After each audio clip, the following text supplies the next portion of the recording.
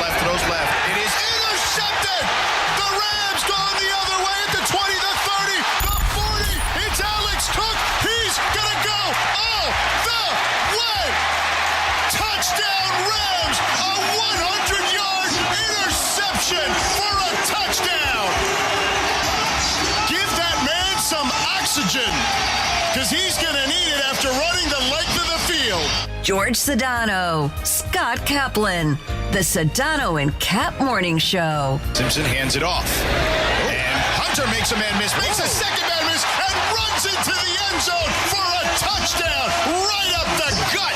And the Rams score 6 more and make it 33-0 after a 12-yard scamper. Where's Hunter? The biggest show in ESPN LA history. Yeah, I don't think people like being called hacks. You're the widow on the radio. Giant Mexican, horn section. And Did you have me on your show to berate me? Is that what you're doing now? give me a freaking break. I'm reacting to Art Bell. Yeah. Midnight in the desert. I'm Art Bell.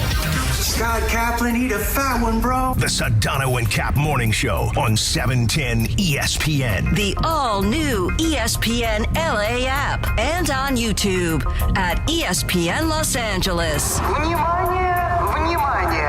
We're bigger than U.S. Steel. Wow, that's crazy. Well, you want to woo-woo? Bit boy. Right now. Monstrous.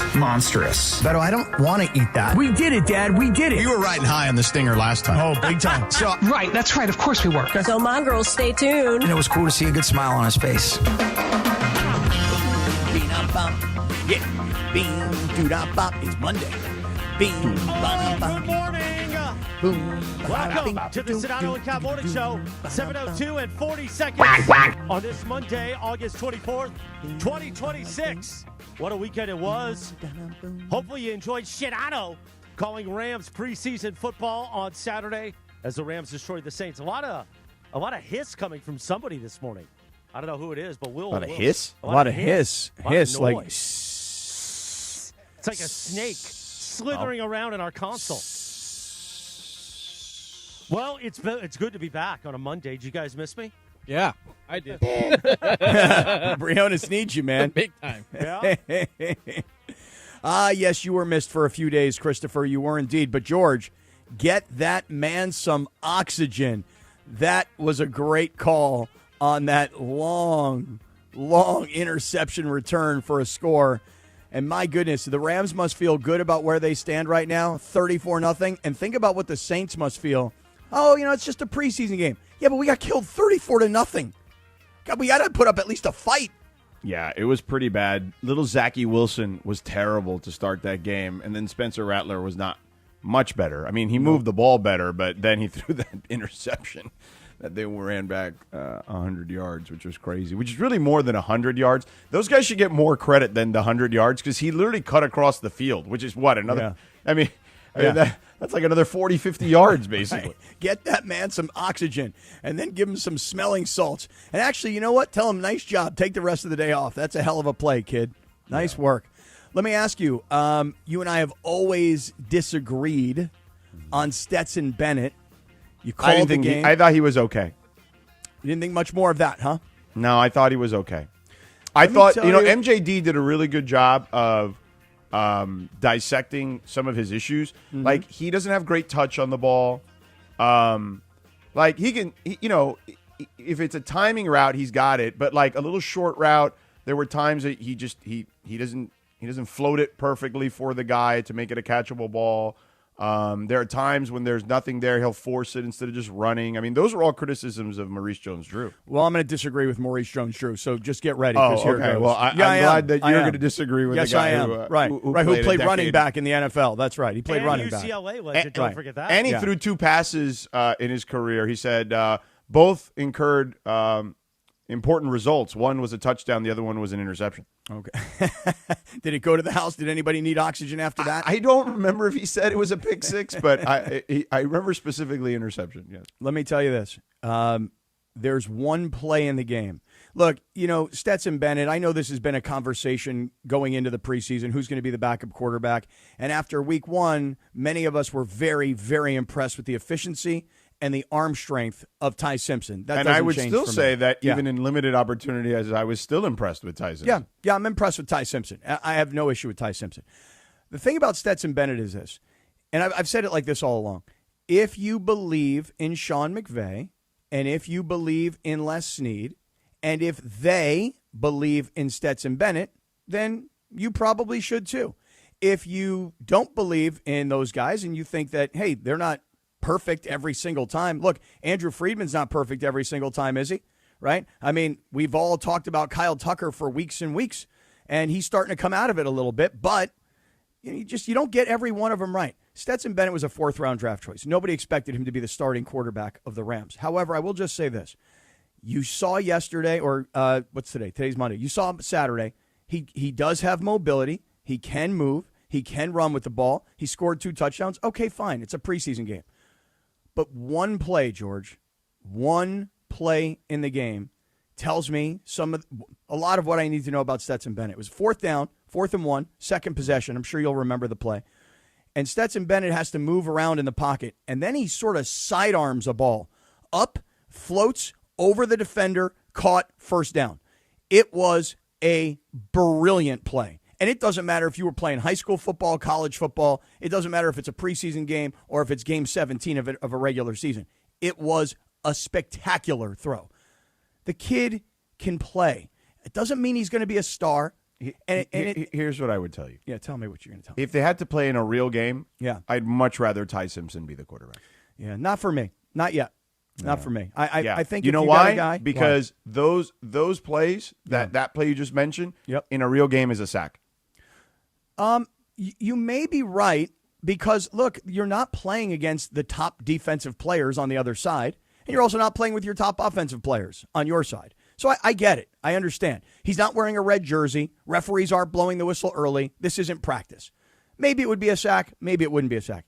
It was a tremendous throw. Oh, it was a great play in a preseason game.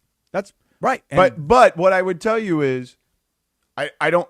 My analyst sitting to my right, who played in the National Football League for over a decade, was not overly impressed with that throw or with his performance. With just his performance. Yeah. Listen, he was. I think the total numbers were 18 of 31, 181 19 of yards. 31, I believe. No. Yep, you're right. 19 of 31, 131 yards. Efficient, not spectacular. Not good. Efficient. That's actually kind of below average from a completion percentage. What was the percentage? What was the completion percentage? I don't even know. Somebody's going to have to do the math for me. Yeah. They want guys to be around 65%, and that's not 65%. Somebody do the math, will you? Help me out here, will you?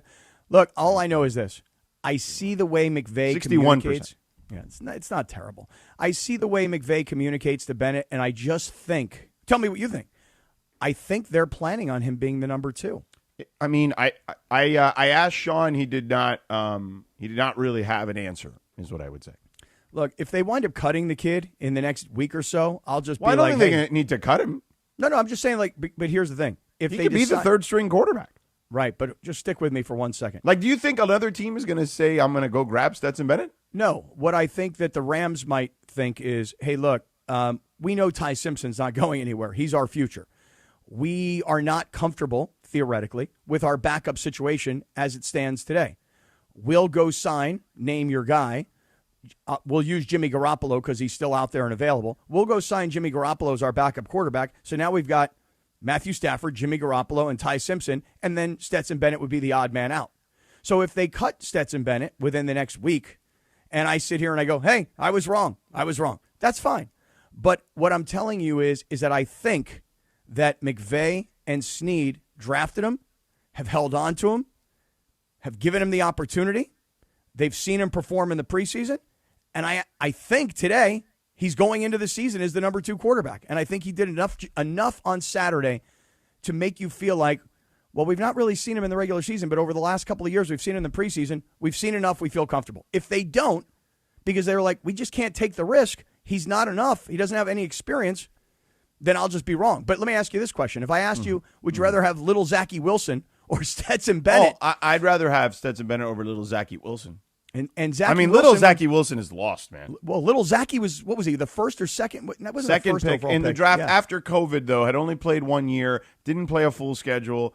it was a huge overreach at the time, and I think many people thought that at the time, and it's turned out to be the case. Yeah, the guy's a disaster, unfortunately, for him. But, again, there's a difference. There's an expectation when you're a first-round pick that you're supposed to be good, and there's very little expectation when you're a fourth-round pick. And Stetson Bennett, to me, looks like the better player. And, again, it was a 4th-and-1 play. He avoided some traffic. He tossed a perfect ball. And I was like, man, this kid, he doesn't have the height. He doesn't have the speed. He doesn't have the arm strength. But he's got the game management skills. And he looks like a good leader on the field. So I don't know about what other takeaways you really had from this Rams preseason game other than I don't know how much you scout when you're beating up on a team 34-0. Well, they got a kid, Wesley Bailey, who played fantastic, who's probably going to be pushing to make the team. A defensive end, outside linebacker type, I believe number 47 on your roster sheet. Mm-hmm. And he was all over the place. 5 tackles, a tackle for loss, a sack, forced that fumble inside the 5-yard line. And which... How about that, by the way? Back-to-back turnovers in the red zone. One that goes for a pick six and the other one that creates a turnover. I mean, you talk about bad football. Mm-hmm. Yeah. Good football if you're the Rams defense. Really bad football if you're the Saints offense. Yeah, the Saints are not very good. Well, at least their backups are not very good. We shouldn't say that because if their starters were pretty decent down the stretch last year. And Tyler Shuck's pretty good quarterback. And, if Olave's healthy, which he was participated in those joint practices or whatever with the Cowboys and Rams. Mm-hmm. And, the Tyson kid who they drafted first in the first round, he seems to be hurt. So we'll see. But, yeah, I mean, the NFC South is still just an okay division. So, I mean, they can hang in there for a little bit. Speaking of injuries, I'm sure you've seen the storyline. I know we'll get to a lot of stuff today. But if you're a Raider fan this morning, this story of Ashton Genty going down in practice and how the drama, it's like he dove for a ball. He didn't get up. The trainers came to his aid. He's on the field for a minute, and they have to walk him off the field, but he can't put pressure on his leg. And everybody on the team is down on a knee with their head bowed, and they're praying for Ashton Genty. And I'm just like, okay, so how bad could this be? And then this morning, you're starting to see some reports like, yeah, it's a sprained ankle. I'm like, okay, did his leg fall off or does he have a sprained ankle? Because the drama yesterday out of Raiders training camp on Ashton Genty made it sound like he's gone for the year. Now, I hope he's not. I hope it's not a serious injury. ACL, Achilles. I hope it's not a serious injury because I want to see what the kid can do. He only had last year less than 1,000 yards. We have breaking news. 7:13 in the morning, and the clown show that is the Cleveland Browns continues. Deshaun Watson has been named the Browns starting quarterback. And why is it important on this show in L.A.? So we can make fun of producer Lindsay Baseball's Browns. I would also say that seems fairly obvious that Deshaun Watson would be the starting quarterback. Did you hear the sound from over the weekend? Yes, I did, where he said that he felt like he was being booed because not because of his play. Let's play it real quick. Why not? Man, I didn't have no reaction. I think the biggest thing is I think you guys know too, and I think the whole world knows. It has nothing to do about the performance. It's a little bit personal than that. So I think that's it's a disrespectful thing. So yeah, I mean, I'm gonna keep whatever I feel with me and my family internally on how I feel about that. And yeah, just move on. But don't you think, Deshaun, that winning and playing better would eliminate some of that booing? Last time I played on this field, I tore my Achilles. And that same fan base, they cheered when I got hurt. So does that have to do with, what does that have to do with anything about performance? When a person get hurt, especially for your own city, and they cheer. Does any of that make you regret coming here? No, I don't regret anything in my life. I think the Lord put me through situations for a reason. So I don't regret anything at all. But I had different thoughts on how it was going to be, but, it is what it is. Sometimes, the tables turn, and I'm patient enough because I'm a child of God to, wait for that time to change. So I'm not tripping on it. I like it is what it is. Mm-hmm. Well, he's wrong about a variety of things, and it's unfortunate for the kid because, 4 or 5 years ago, this guy was going to be one of the premier quarterbacks in the league, and then he got into all these personal problems.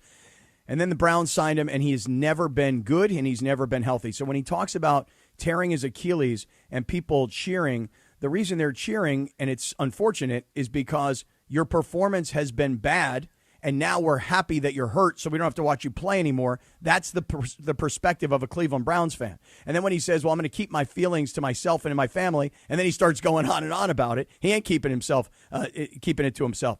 But I'll tell you what, it takes some guts, because the fan base, they're pissed, and they hate this guy. And new coach says, we're going with him as the starter. Let me tell you this right now, George, of all the stories in the NFL, this one is not probably going to touch the playoffs, but it may be one of the more fascinating stories of the year, because not only do you have a quarterback who is in a war with his own fan base and has not performed at all since he's gotten there, now you got a guy behind him who people kind of are curious about, and he's kind of loud, and he comes from a family of performers. All of a sudden, this Cleveland quarterback situation becomes that much more entertaining for us. It will be for a few weeks until they're 1-7, and then no one will care. And then they go back to Shador. Yeah. 7:17 in the morning. Let me combine reads here. Breaking news on ESPN LA and 17 minutes into the Sedano and Kap Morning Show. You know what you could have done? Go to Valvoline Instant Oil Change. Get that lube job you want. Home of the 15-minute drive-through oil change. Visit SoCalOilChange.com for a location near you. Nicely done. Double read. Well, same partner. Yeah, I'll do a double for you on a Monday. Why not? Yes, same partner, but two different situations. Breaking news, and this is what you could have done. Nice work. Very nice work. You're back right in the saddle here, pal, on Monday. At least for a week. What does that mean? Next week I'm off. Really? I'm in So are Cleveland. we. Yeah, exactly. Yeah. We're all off. I'm in Cleveland to hunt down Deshaun Watson. You are. Huh? You should find him and high five him and tell him, "I love you, man. I love you." Right? Give that young brother some love, man. Seriously. Can I just for one quick second go off top of the hour integrity for 1 second here? Sure. So I'm working from home today, and I walked into my home studio here, my office. It sounds more glamorous than it is, my home studio. And I walk in, and I'm like, whoa, God, something stinks in here, man. Good God, Jesus, right? My dog had George, I'm going to have to get the medical emergency kit for my dog. You know, we talk about that traveler's diarrhea.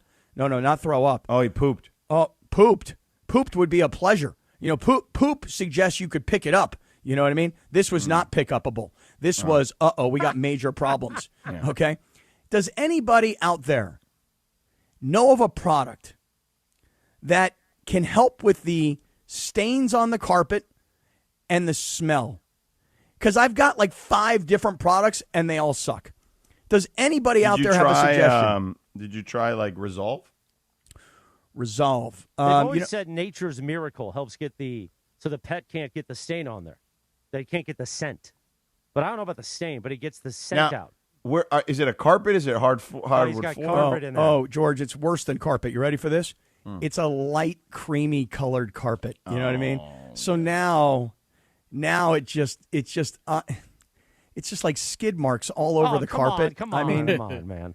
Cap, I use this product. It's yellow. It's a yellow liquid. It's called Awesome. That's what it's called. It removes stains. It removes blood. Whatever. Like it's called blood. Awesome. What's going on? It says on the label, blood stains, permanent marker stains. You know what we should do? That might help you out. We're going to have to do this as a bit. We got to take a blue light into that room. Because that room is sketch. Your studio at home. It is kind of sketch. I'll admit that. But I got to say, like I walk in, George, I'm like, oh, man, God, it stinks in here. And I'm like, God, what's going on? And then I walk around the table, and then I see just this mess.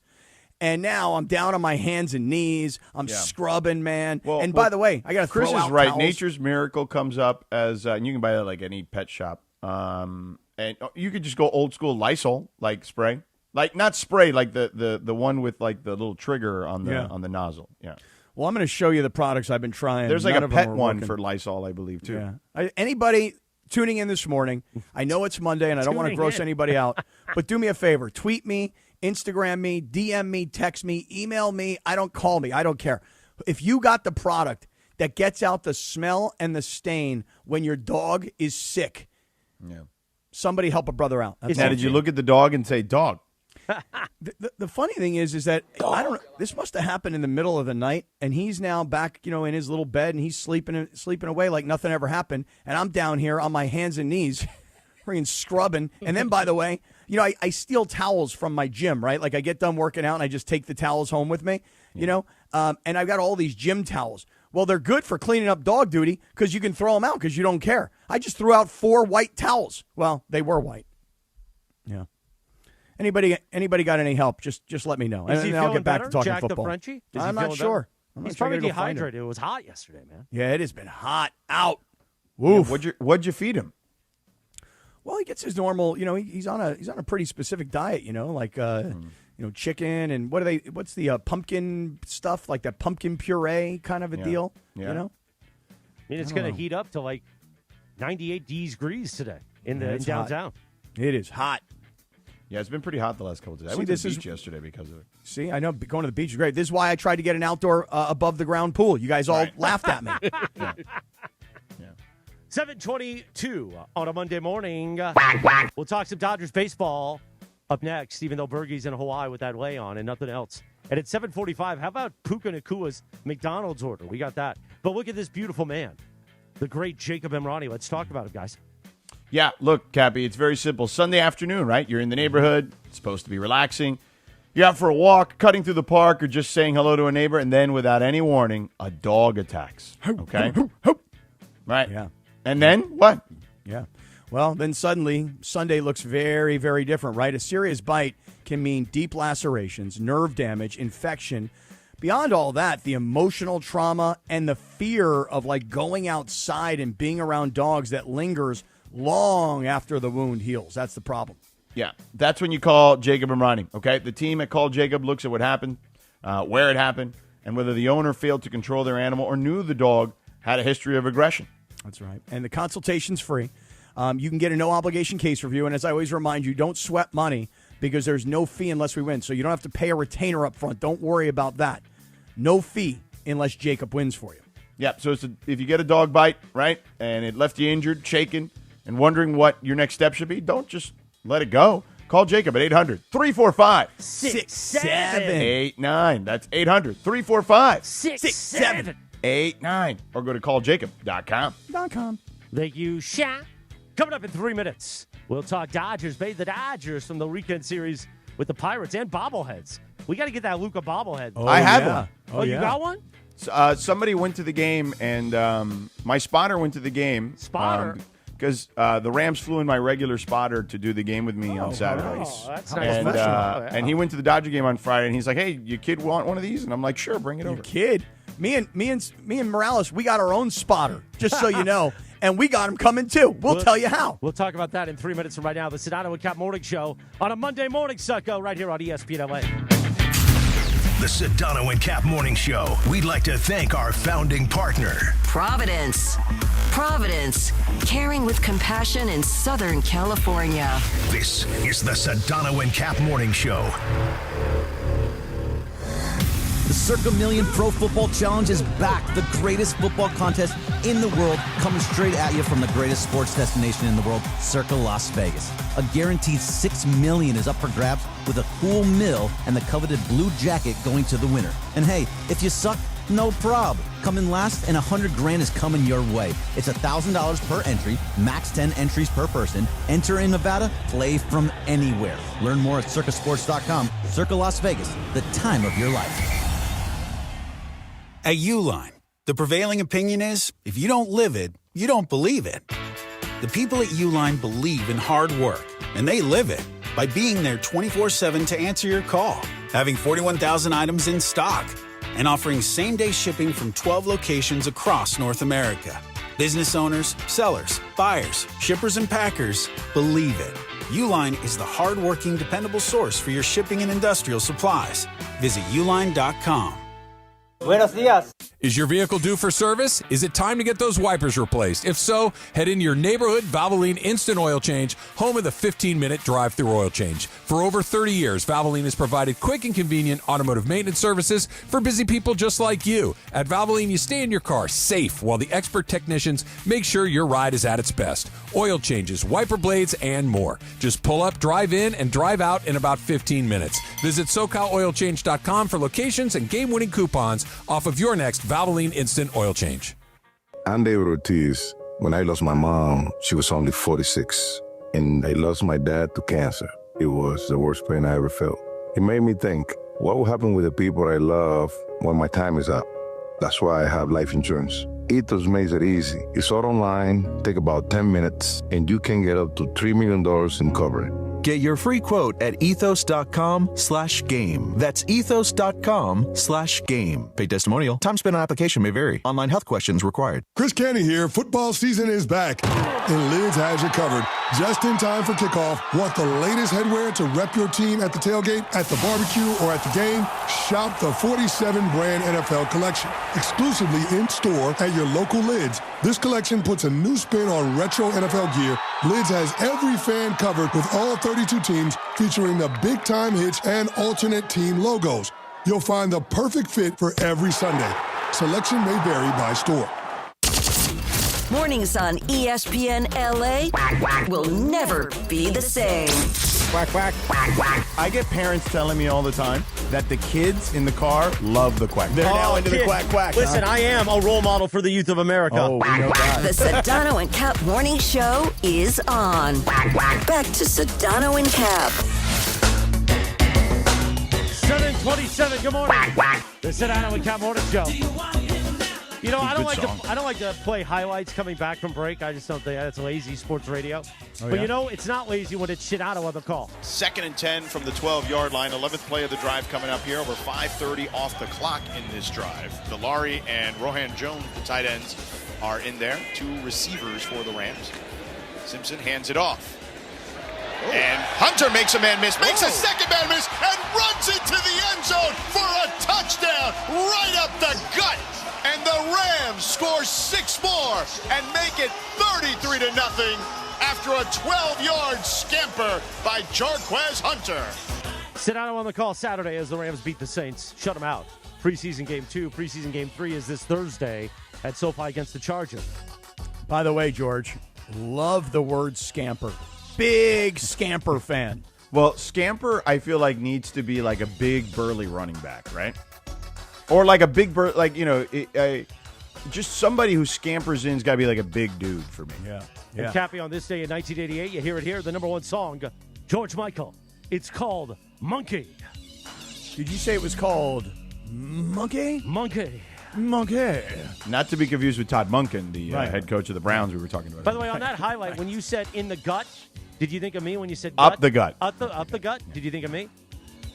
No, I didn't at that particular moment, but now I could understand why you would think that. Need more Lakers talk in your life? That's Lakers talk in your life. The Ball Knower Extreme Duo of Mike Trudell and Geeter McGee are back tonight at 7 p.m. after the debut episode of Trojans Live right here on 7:10 a.m. in the all-new ESPN LA.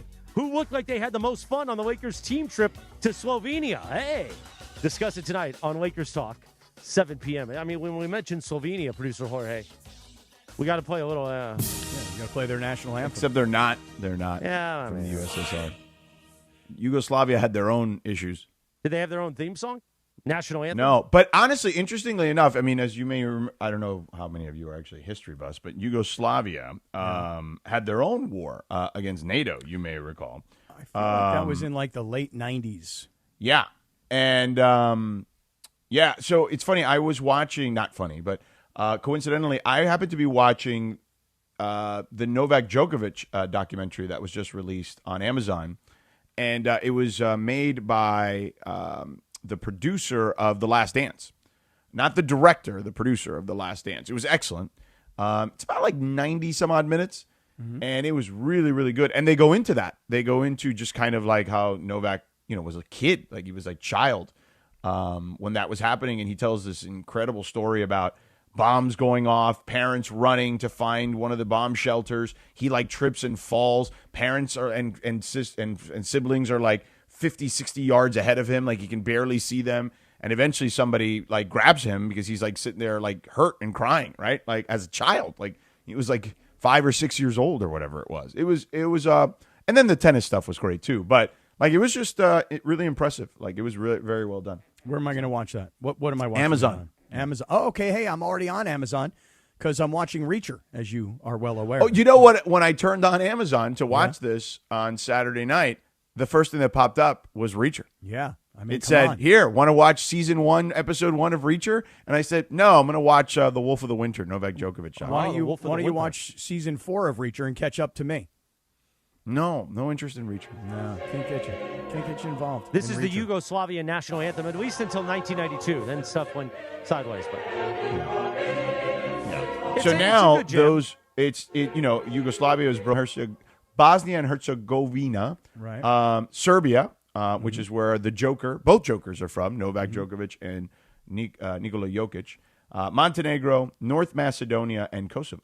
Hey, that is good geography lesson right there, and history as well. Yeah, nice job, everybody. So with Bergie out, do we still do the Blue Review? Yeah. Let's do the 3 things. I got 3 things. All right, beautiful. You watch the Blue Review weekdays at 6:30 a.m. with Marcus Grant and when Gregory Arthur Bergman's not on vacation. Presented by LAX. Then we do Bergie's 3 things around 7:30. Thanks to Blue Ice Vodka. Blue Ice Vodka made from Idaho potatoes and pristine Teton. Or the Tetons. Yes. Water. I mean, Teton would be is also the reason the French called it that. Yes, actually, you. So technically, you are right, but yeah. We're talking about different Tetons here. Well, but they looked like the Tetons looked like the Tetons. Oh, really? And that's why they the French decided to name it that. This. We should Americanize. Let's call them Tetons. Yeah. They call them Tetons. Well, we do that here in L.A. all the time. You know what I mean? Why not? No offense, down by me, right? San Pedro. It should be San Pedro. You know what I mean? Hey, exactly right. We call it San Pedro. You guys anglicized everything around we did. here. We anglicized it all. It's my fault. I did it. The pristine Not you Teton. necessarily. But you said me. We. You guys, I said. You blamed me and my people. Yeah. Do you mean Jewish people or white people? He means white people. Okay. Pristine Teton Leave water the Jews out of this one. for a smoother, creamier, cleaner cocktail with no sugar and just 64 calories per ounce. Look for Blue Ice wherever you shop for spirits. Blue Ice Vodka. Pure as the Tetons. Take it away with the 3 things, Shina. See what you got, Sedano. All right, so let's start with the positive. Tarek Skubal, Cappy, got his first win as a Dodger finally, and looked like Tarek Skubal. 11 strikeouts in that one in a win against the Pirates. They did sweep the Pirates, by the way. But yeah, so Tarek Skubal finally looking like Tarek Skubal. But it was kind of an interesting performance because he didn't get off to a good start. They rocked him early. Oh, yeah, he gave up 3 runs. Yeah. Right, but he calmed down. I think a lot of it has to do with those really nice tight pants that he rocks, you know? Now, do you think Tarek Skubal's one of those guys that if you tell, because some people don't like when you tell them to calm down. They actually, what do you mean calm down? I'm already calm. You don't need to make me calm down. Yeah. Like, do you think if you tell him, hey, Tarek, just calm down. He's like, all right, yeah, all right, I'll calm down. No, I don't think you need to tell him to calm down. I think that he's well aware, oh my goodness, man, what is going on here? They traded for me. I was the top available pitcher that everybody was battling over. Yeah. I've gotten LA. I have not yet shown this home crowd why I am a back-to-back Cy Young Award winner. Everybody likes my tight pants. Don't tell me to calm down. But he did chill himself out because, again, he got rocked early in that game, gave up 3 runs. The Dodgers are not out of it when they're down by 3 runs, and he winds up coming back. He goes 7 innings strong. He strikes out 11 guys. And so it turns out on paper to look like a good performance. It just looked like a really bad start. That's all. Right. Okay. And by the way. Go ahead, by the way. By the way, with the Dodgers having gone through their losing streak a couple weeks ago and then starting to kind of get it back. They've won 6 in a row. They're now in the 2 spot in the National League. But it really helps to play teams like Kansas City, who you swept. Then you lost 3 out of 4 to Milwaukee, and everybody's like, well, that's not so great because Milwaukee's like a real serious team. But then teams like Colorado and Pittsburgh. Came at the exact right time.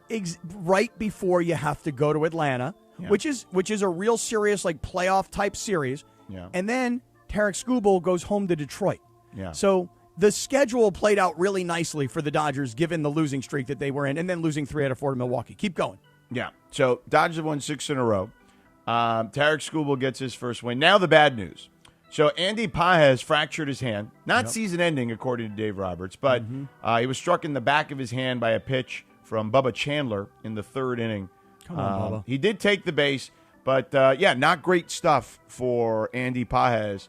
And, look, I think that if you look at the Dodgers situation, they have kind of a luxury of being able to just find – have enough guys to make things work for you. And, in this particular instance, Alek Thomas, this kid they got who played for the Diamondbacks, has played pretty well since he's gotten here. It's really incredible because if you didn't know who Alek Thomas was, by the way, hand raised, didn't.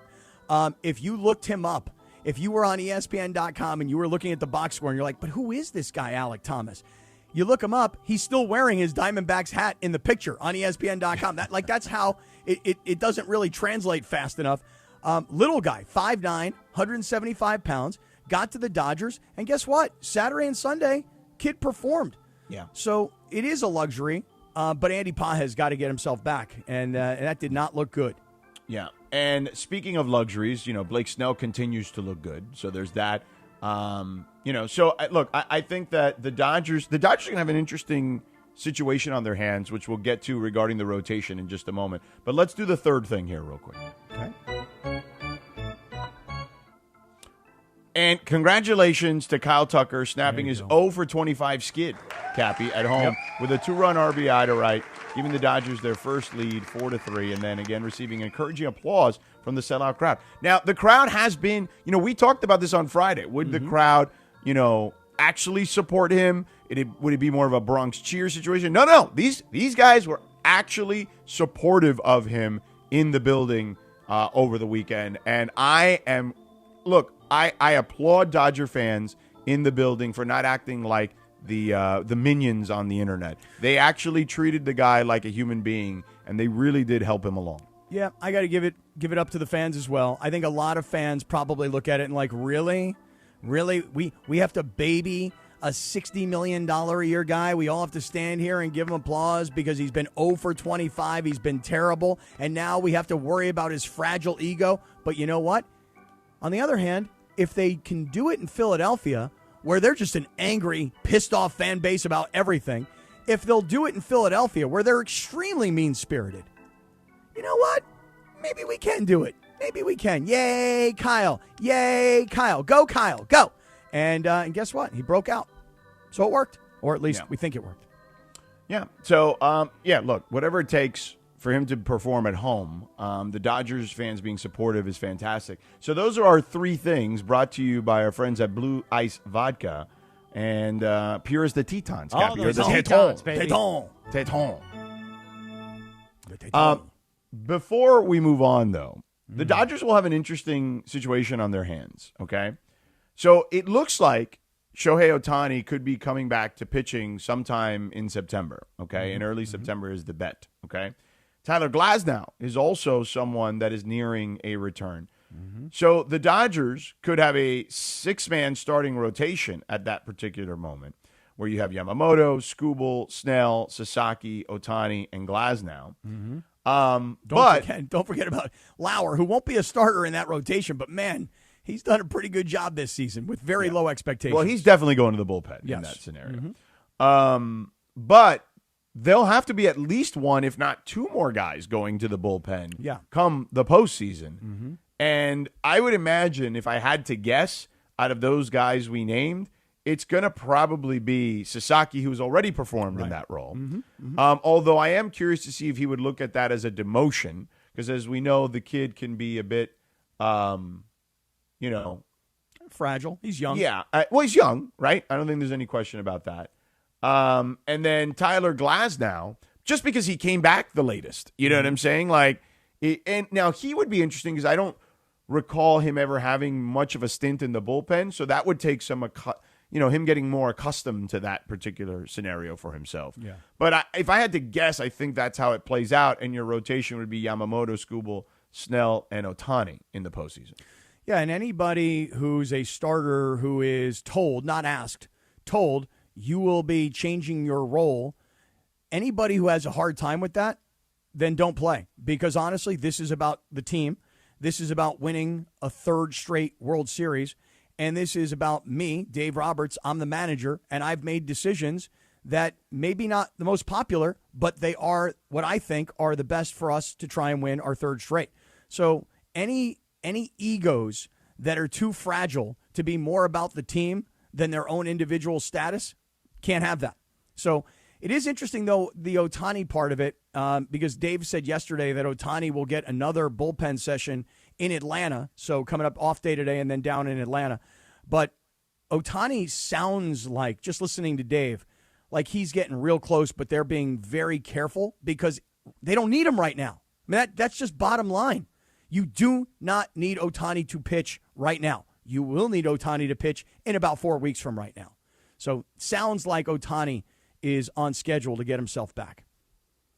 Yeah, early September is what I saw yesterday on MLB Network when I was watching it last night. But either way, I do think it is, if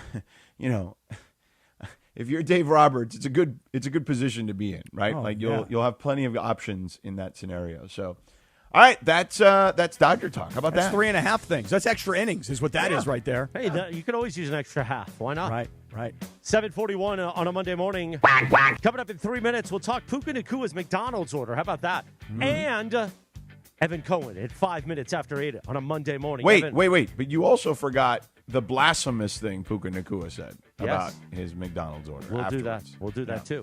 Are you talking about the salty things you put in your mouth? No. Oh. He besmirched a local brand, yes. Okay. is what I would say. All right, we'll talk about that. But first, you know what doesn't besmirch your home? When you suck on the tap like John Ireland. I get out of the shower, I do a happy dance, and then I suck on the tap. Here's the thing. Have you done it yet? Don't get through summer without getting a Life Source whole house water system. That way you could be like John Ireland and me. Suck on that tap. Don't be a city water sleazeball no more. Esquivoso. Today, Life Source is putting a whole house water system into my girlfriend Stephanie's home, which means Stephanie's going to be sucking on the tap, and Otis the bunny going to be sucking on that tap. Life Source, 800-WATER-99, or visit LifeSourceWater.com. They'll take care of you. It's the most important appliance you'll have in your home, even more important than the garbage disposal, because that water is clean. No more chemical taste, no more chlorine. And if you're like Beto Duran, Beto will be on the show Friday live from the ESPN LA Golf Classic. When you go to a homegirl's house, you want to make sure she's taken care of. So get your homegirl a Life Source whole house water system. 800-WATER-99, LifeSourceWater.com. 800-WATER-99, LifeSourceWater.com. If you don't respect, I was thinking of a different word. If you don't respect John Ireland's opinion or my opinion, many of you don't respect my opinion, that's okay. Look them up. They're 5-star reviews in the state of California. They'll take care of you. They make that water clean. You know when you pour the water into the glass and it's all like cloudy? That's no good, Jack. Make sure it's clean, pristine. 800-WATER-99, LifeSourceWater.com. 800-WATER-99, LifeSourceWater.com. Life Source Water. Taste and feel the difference. Warranty limitations apply. Puka's McDonald's order. And who did he besmirch? That's next in 3 minutes on the Sedano and Kap Morning Show. The Sedano and Kap Morning Show. We'd like to thank our founding partner, LAX, Los Angeles International Airport, where change is in the air. Learn more at lawa.org/ESPN. This is the Sedano and Kap Morning Show. You know, we talk a lot about winning culture in sports, but Mike, you've built that same thing here at Rotolo Chevrolet. That's exactly right, Travis. For me, it's simple. Take care of your people and they'll take care of the customer. And it shows. I mean, award-winning dealership, huge reputation across SoCal, and that doesn't happen by accident. I'm a big believer in no shortcuts. We believe in doing the right thing every time. When your team feels trusted, they step up. Sounds like a championship mindset to me. That's the goal. Build a team that wins for our customers every single day. Why do we grill to order at Waba Grill? It's just better for you. Waba Grill. It's flavorful. Pick me up and never put me down.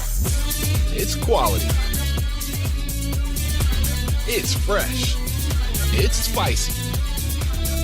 Introducing our new Chili Crisp Dumplings. A spicy twist on a Waba favorite. Bold, crunchy, and tossed in fiery chili crisp. Get yours now, only at Waba Grill. It's for you. The Dodgers. 7:45 in the morning. The 13th annual SoCal Hyundai ESPN LA Golf Classic presented by Vista Paint is back this Friday, August 28th. The event is sold out. Thank you to everybody that participated, including our sponsors. Tune in all day for the live broadcast at Black Gold Golf Club in Yorba Linda. Proceeds benefit the V Foundation for Cancer Research. Hyundai, your SoCal Hyundai dealers, making it all possible. And Friday morning, Beto Duran, the Cisco Kid, will be joining Cappy and I and Bergie live from Black Gold for all the coverage to get it started. We're going to swing that stick. Spank Whitey, Jack. The Sedano and Kap Morning Show. We are back in 2 minutes from right now. Okay, all signed up. Easy. Now let's run payroll. What the? Hey, girl. I'm you with more gusto. Nice.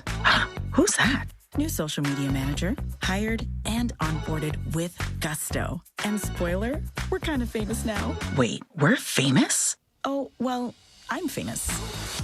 Payroll, benefits, and HR. Designed and built for small businesses. Choose a future with gusto. Reese Davis here. When the pressure's on, you find out who's ready and who's not. Same goes for the job site. The work doesn't slow down when conditions get tough, and you need tools that can finish strong. That's why DeWalt tests its tools under real-world conditions that push even the best to their limit. Only then does a tool earn the DeWalt badge. They're built to perform again and again, like they did on the first use. DeWalt, guaranteed tough. Available at the Home Depot. How doers get more done. Not sure what to do this week? The answer is always Cosm. Here's your Cosm calendar for the week of August 24th. Get ready. You're not just watching the nightmare. You're stepping inside it. This week, experience the horror movie classic It at Cosm like you've never seen it before. Enter the dome where Cosm's massive wraparound LED display surrounds you with the sights, sounds, and suspense of the town on Derry, creating an immersive cinematic experience that puts you right in the middle of the story. Every shadow feels closer. Every scare feels bigger. And Pennywise appears. There's nowhere to hide. Grab your friends, settle into a comfortable Cosm booth, and experience one of horror's most unforgettable stories on a scale you can't get at home or anywhere else. Make a night of it with great food, craft cocktails, and drinks available throughout Cosm. It begins this week at Cosm, and this special event also includes a commemorative ticket and an exclusive gift, and the opportunity to be among the first audiences to see it in shared reality. Are you ready to face your fears? Find showtimes and tickets now at Cosm.com. And that's your Cosm calendar for this week. That's your Cosm calendar. You're hanging out with the Sedano and Kap Morning Show. The balance of how you drive me crazy and also make me laugh hilariously is like the perfect balance. See that? Perfect balance. Yeah, Perfect balance. yeah. Back to Sedano and Kap. 7:48, good morning. The Sedano and Kap Morning Show on a Monday. Cappy on this day in 2005, the number one alternative song, Feel Good Inc., the Gorillaz. Really, the Gorillas? Yeah. Would never have gotten that in a million years. Today, also, happy birthday. Sedano loves him. I'm not a big fan of him, but the great, legendary Reggie Miller turned 61. UCLA's own Jack. Oh, man. Reg is my guy. I know, but I'm a Jordan Bulls kid. No, I get it. Reg, man. Reg was the guy who no one ever expected to crash the party of great players in that era, right? Like, no one ever really thought, like, Reggie Miller can't be the best player on a team that can win a championship. Now, they didn't, but, man, were they close a number of times. And I don't think it was Reggie's fault any of those times. Also, what's the first thing you think of when you think of Reggie Miller? Oh, the him just destroying the Knicks, like him holding up his the hands choke to thing, the right? neck, yeah, right. Which Tyrese Halliburton did a little, tip of the cap to a couple years ago. But yeah, like just his battles with the Knicks and just the Reggie also had, was it 9 points in like 16 seconds, something like that? Yeah, something yeah. crazy. I mean, both of those things are just insane. Yeah, I mean Reggie, one of the best. 9 points in 8 seconds, excuse me. I mean, imagine getting three 3-pointers in 8 seconds. And getting the steals and the turnovers, right? Like all that stuff. Like, yeah, Reggie was so fun. Like he was, to your point, Cappy, not only a great player, but a showman, man. Today's also National Peach Pie Day. Oh, yeah, I don't like peach pie. I'm not a huge pie guy. Yeah. I like But pumpkin hold around on. the holidays, and that's about it. But I want to say one thing. Don't discount peach cobbler. Now, it's different than a pie. That's not a pie. That's a cobbler. I understand. I understand. But what the real difference between a pie and a cobbler is what? Like, to me, a pie is a circular sort of a deal.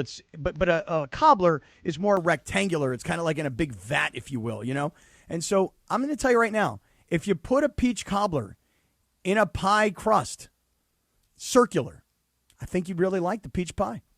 By the way, you like ice cream on the peach cobbler? Or the peach Oh, pie? yeah. Oh, vanilla ice cream? Absolutely. But I want it on the side because I don't like it melting on top when it gets all hot. Our friends at Thrifty Ice Cream will be out at the ESPN LA Golf Classic on Friday at Black Gold. Last night, the Stallion for Sunday dinner, he made ribs, but then had Thrifty Ice Cream ready to go for dessert. Oh, nice. I only had one scoop, but it was beautiful. Man. My kids love a little vanilla? Thrifty That ice was cream. chocolate chip. Oh, nice. Yeah. So, Cappy, the shape is not the difference between the pie and the cobbler. Oh, tell we me, got what a is peach it? cobbler update. Yeah, what is the difference? It's the crust and the dough. Oh, yeah?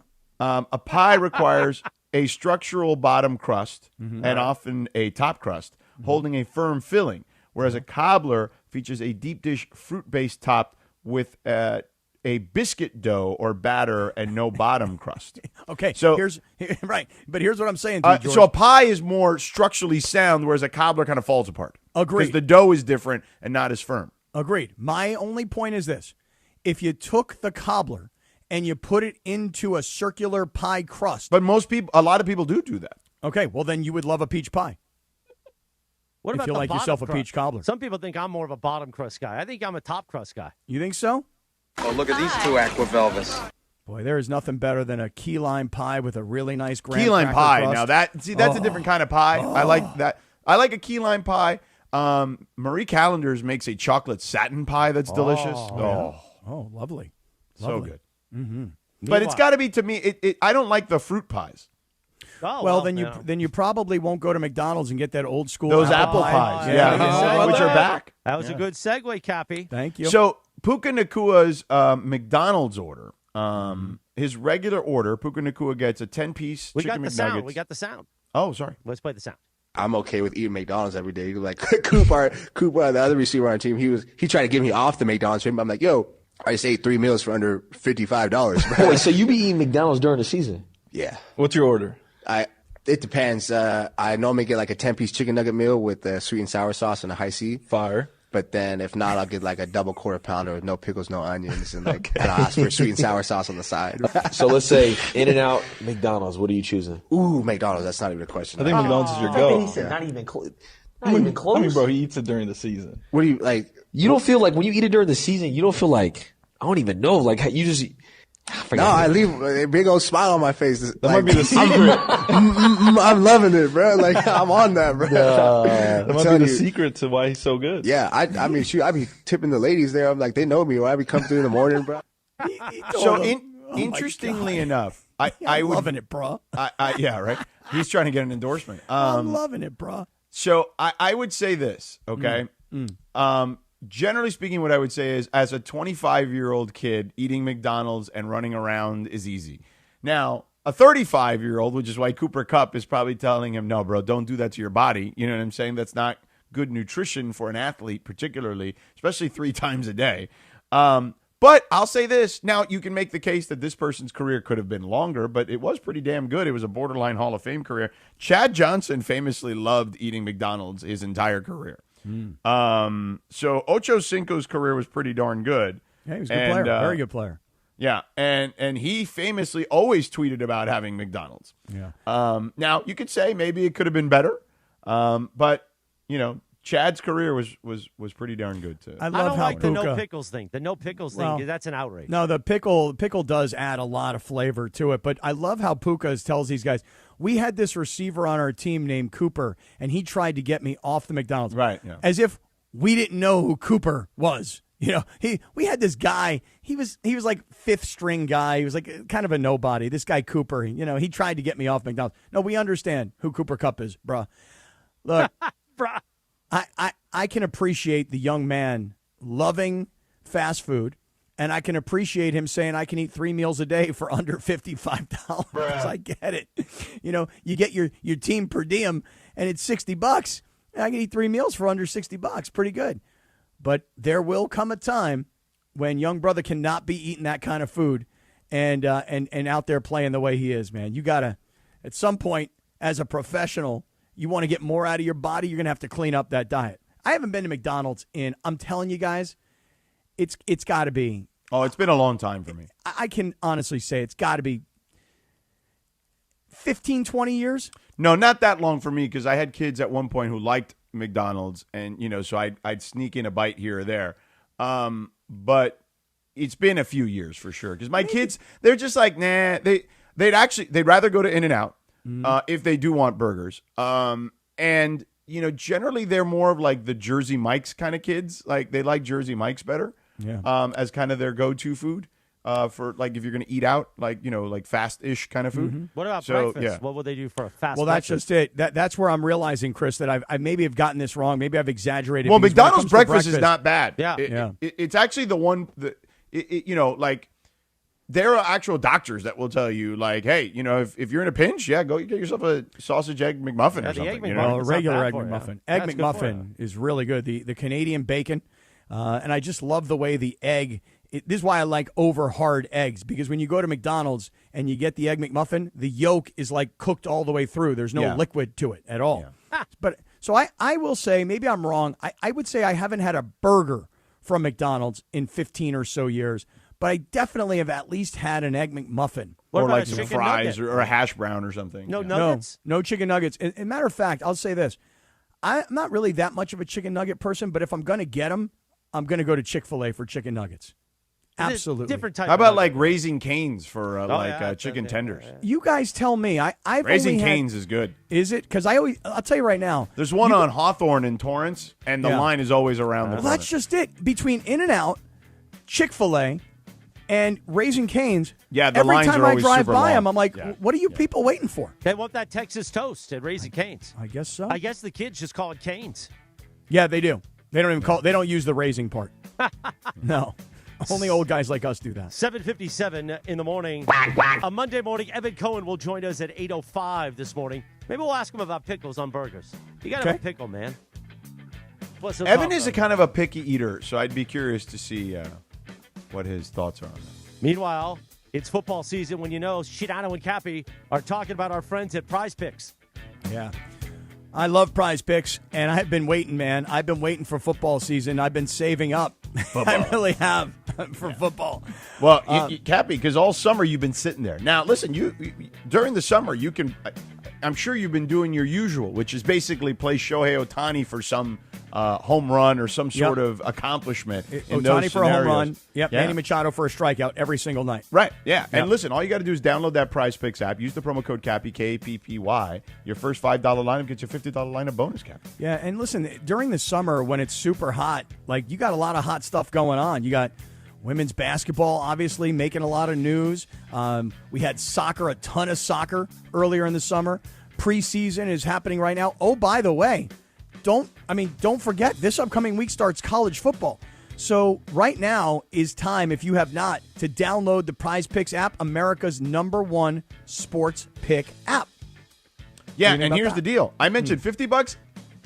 Just kidding. $150 now. That's right. Okay? You download that app today, the Prize Picks app. Use the promo code Cappy. We used to give you $50. Now we're giving you $150 instantly in lineups if you win your first $5 lineup. All right? That's the key. That's the key right there. Is you got to win your first $5 lineup, and you win, and you get $150 instantly. Yeah, it's that simple, man. Prize Picks, America's #1 sports picks app. Vegas 7:59 on a Monday. Evan Cohen. And the hour 2 of the Sedano and Kap Morning Show. 4 minutes from right now, Jack. ESPN LA may sound one way on AM. But you know where it sounds best? You guessed it, crystal clear digital audio. Crystal clear digital audio on the all-new ESPN LA app. Just search ESPN LA wherever you get your apps. And you can always watch LA's mega sports station live or on demand on our YouTube channel at ESPN Los Angeles. Guys, Pizza Hut takes me back old school. Birthday parties, Little League, Friday nights, there was always something special about the Hut. Now, celebrate again with Pizza Hut's new throwback value menu. Iconic favorites like a personal pan pizza, breadsticks, and a 2-liter soda starting at just $4. Feed the family with the original stuffed crust pizza, $11.99 for a 1-topping medium. Try new additions like triple cheese, mac, and gooey s'mores sticks. Go to pizzahut.com or order now on the Pizza Hut app. Hey, it's Chris Morales. Your heart works hard for you every day. That's why taking care of it should be a year-round priority. Providence brings together some of the brightest minds in cardiac care, keeping you in the game with expert care, advanced treatments, and compassionate support right here in Southern California. Whether you're looking to be more active, make healthier choices, or stay on top of routine screenings, small steps can make a meaningful difference in your long-term health. Providence is here to support healthier hearts in every community. Learn more at providence.org/SoCalHeart. Summer is sizzling and the August deals are at Northridge or Wonders Toyota. It's Bethel Durant, and I love my Camry Hybrid. And right now, you can lease a 2026 Camry SE Hybrid CVT for $359 a month or 36 months plus tax. $359 for a new Camry Hybrid? Come on now. It's got to be Northridge and Wonders Toyota. Lease based on 2026 Camry model 2561 with total SRP of $33,808. Lease in purchase amount of $21,964. $29.99 due at signing. Includes first month payment and $750 acquisition fee. Security deposit may be required. On approved credit. Tax, title, license, or extra. Excludes dealer doc fee of $80. Offer ends 8/31/2026. Back to school season is here, and between practice, homework, after school activities, and fighting traffic, Wild Fork Meat and Seafood Market is ready to make dinner the easiest thing on your after school to-do list. I'm Sue Cravens, and check out some of these back to school specials. Pork back ribs, a 3-pack at $3.18 a pound. Ultimate chicken nuggets, $4 a pound, and a whole home-style grass-fed meatloaf is $14.98. There are 11 Wild Forks in SoCal. Find the one closest to you at wildforkfoods.com. I'm going to Morongo for my fantasy football draft party. My first pick, cheerleaders. Now your top reasons to visit Morongo. Football's back, and we're giving every league commissioner just what they need, a draft party. Number 2. Make Labor Day weekend a Morongo weekend. Book a suite or private casita. And the number 1 reason. We're giving away a 2026 Mustang GT Fastback, the 31st. Morongo, good times.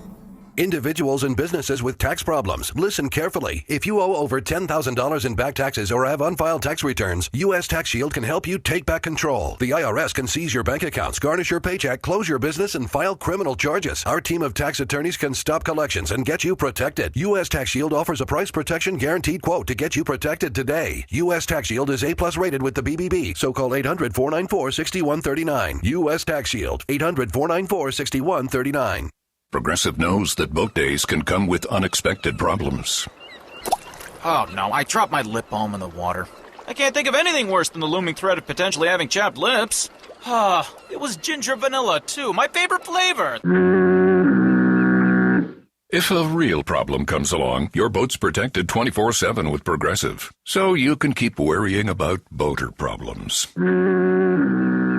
Progressive Casualty Insurance Company and Affiliates, not available in D.C. This is the Angelica's Insurance 8 a.m. hour of the Sedano and Kap Morning Show on ESPN LA. Good morning, guys. This is Angelica, and this is the 8 a.m. hour of the Sedano and Kap Morning Show on ESPN LA, presented by Angelica's Insurance. Every team needs a strong defense, and we got you covered at Angelica's Insurance. From auto and home to business and life, we have a plan just for you, even DUI and SR22 coverage to get you back on the road fast. Visit us at angelicas-ins.com for a free quote today. And now, the 8 a.m. hour of the Sedano and Kap Morning Show, powered by Angelica's Insurance. And Sedano, please pump the brakes, sucker. The Angelica's Insurance 8 a.m. hour. 8:03, good morning. It is a Monday morning at KSPN Los Angeles, a Good Karma Sports radio station. Good Karma Brands, now Good Karma Sports. It's Good Karma Sports Week. We'll celebrate more tomorrow on a Live Imaging Tuesday, presented by Providence. Meanwhile, Cappy, this is sort of when the Mama Mariah phase began. On this day in 2005, the number 1 song, We Belong Together, Mariah Carey. Oh, Mama Mariah. Oh, Mommy. Oh, right here. Oh, yeah. Sing it, Mommy. Meanwhile, You're here on Sportsline weekdays 3 to 7 a.m. leading into this show. I was sitting in traffic at 5:15 this morning. So when you're in traffic, you want to hear Evan Cohen tell you whether he likes pickles on a burger. Unlike Puka Nakua, disrespecting In-N-Out and then disrespecting the pickle, Evan. Yeah, and there's different parts of the pickle. You know, you really got to break it down, CMM. It's the pickle on a sandwich, right? A gabagool, let's say. What do you do with the pickle on that? Yeah, what do you do with that versus the pickle on a burger? You know what I like to do with the gabagool? I like to wrap the pickle in. I like to wrap a whole pickle in the gabagool and then stick it right in my mouth. Ooh, that doesn't sound so good. Oh, it's good. Pickles are I've been looking at different foods that are supposedly 0 calories or low cal for fat loss, and they say pickle is excellent in that regard. Yeah. I would also think that the pickle juice is nice hydration. Very good. Seriously. So you could eat the pickle and drink the juice. I haven't done that, but you could. Yeah, just a thought, Ev. Just a thought. Evan, George and I were talking a little bit earlier today about the Dodgers and what's going to happen because Shohei Ohtani is now pitching in the bullpen. Tyler Glasnow is expected to be back. We're watching Tarek Skubal have 11 strikeouts over 7 innings this past weekend. Blake Snell is back and looking very good. What do you think the Dodgers will do when Ohtani is ready to pitch? Start him, or you maybe had another idea? Yeah, I mean, my idea I'm going to need help with in terms of rules and regulations, but I love the idea of him being an occasional closer for them. I'm a Mets fan. I don't trust Edwin Diaz in a big spot. I'm sorry, and I know Dodgers fans right now have no reason to.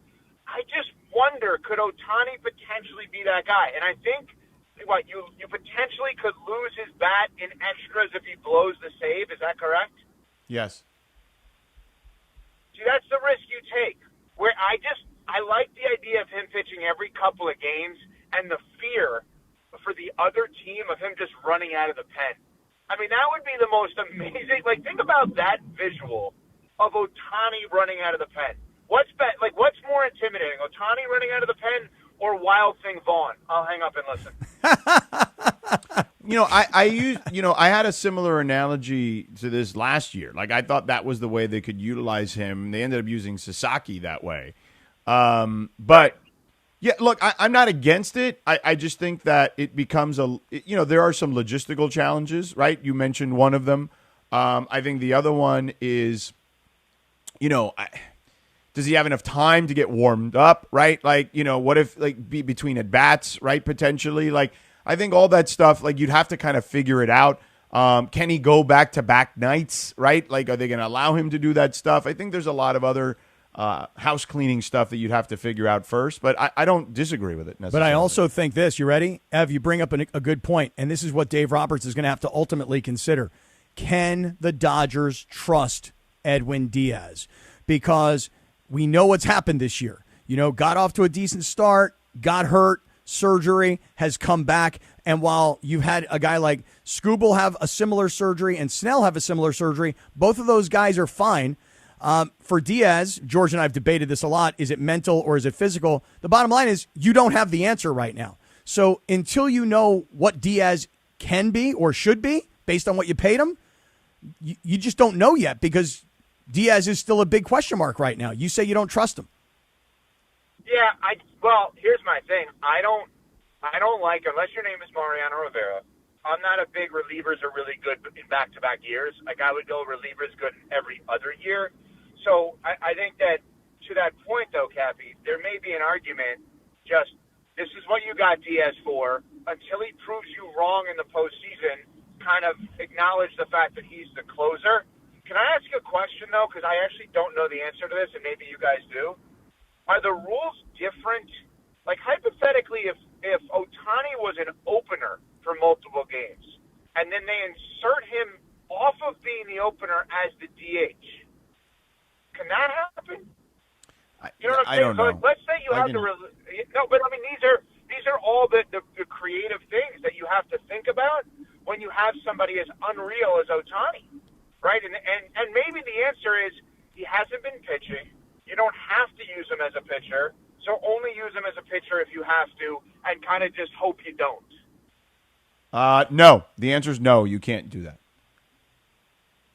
to the first part. Right, you can't be an opener and then be moved to DH. Okay, so then you're, the idea of flipping him around, unless he plays the field, there's nothing you can do with that, right? You just have to take that risk if you want to make him the closer. He would have to be moved to a different position. Right. To stay because in the I lineup. remember there was a time in 1986, and I'm not kidding about this, there was a game between the Mets and the Reds where there was a brawl at third base between Ray Knight and Eric Davis, who I believe is an L.A. native. And the Mets ended up using Roger McDowell and Jesse Orozco, two relievers. Oh, wait, back timeout. and forth. Timeout. Okay. Timeout. Stop your Timeout. story, Evan. Stop your story. Whatever's happening is much more important. I'm doing So a I little more thought so, digging too. because this I is thought it an was a good important story. thing. You brought it up. If he is designated both the pitcher and the DH to begin the game, because remember, pitchers don't hit necessarily anymore. If he's designated that, then he can stay in the game as the DH. Well, then we figured it out. He All right, could but be wait, an go opener for wait. multiple games. But wait, go back to what happened. Jesse Orozco and what happened? Who was the other pitcher you named? Roger McDowell. Roger McDowell. Yeah. Yeah, so what happened was they asked one played corner because they ran out of position players because there was a brawl. Yeah. So they ended up where Gary Carter, Hall of Fame catcher, may rest in peace, I Right. believe had to play third base. Okay. And Jesse Orozco and Roger McDowell switched off between corner outfield and relief pitcher in the same inning. So they go righty-lefty. Seriously, look it up. 1986 against the Reds. That's George, awesome. Go back to what you did. Go back to what you just discovered. Did we figure this out? Maybe you use him as an opener a couple of days a week for one inning. Like you use him in games 1, 3, and 5 for one singular inning, and then you extend the game that way. Or you can just have him pitch if he's, Right. Like if you're Dave Roberts, you're saying, right. You're like, I think I got to simplify this. Yeah, but then you just use him as a starter. That's fine. Yeah. Yeah. Ev, while we got you here, earlier this morning, the news of Deshaun Watson being named the starting quarterback in Cleveland. I love the story because I'm very entertained by it. Yesterday, he's talking about how much him and the fan base don't get along, and he's saying it's not about performance. And yet, if I were a Cleveland Browns fan, I'd be like, no, actually, it is about performance. And then he would say, well, you cheered when I tore my Achilles. And then if I were a Cleveland Browns fan, I'd be like, yeah, I cheered because your performance was so bad that I was glad you were hurt, so I didn't have to watch you perform anymore. What do you make of what is happening today with this Cleveland Browns starting quarterback story? Yeah, you had me until you were okay with the idea of cheering for someone getting hurt. Listen, has he brought this upon himself on and off the field? Absolutely.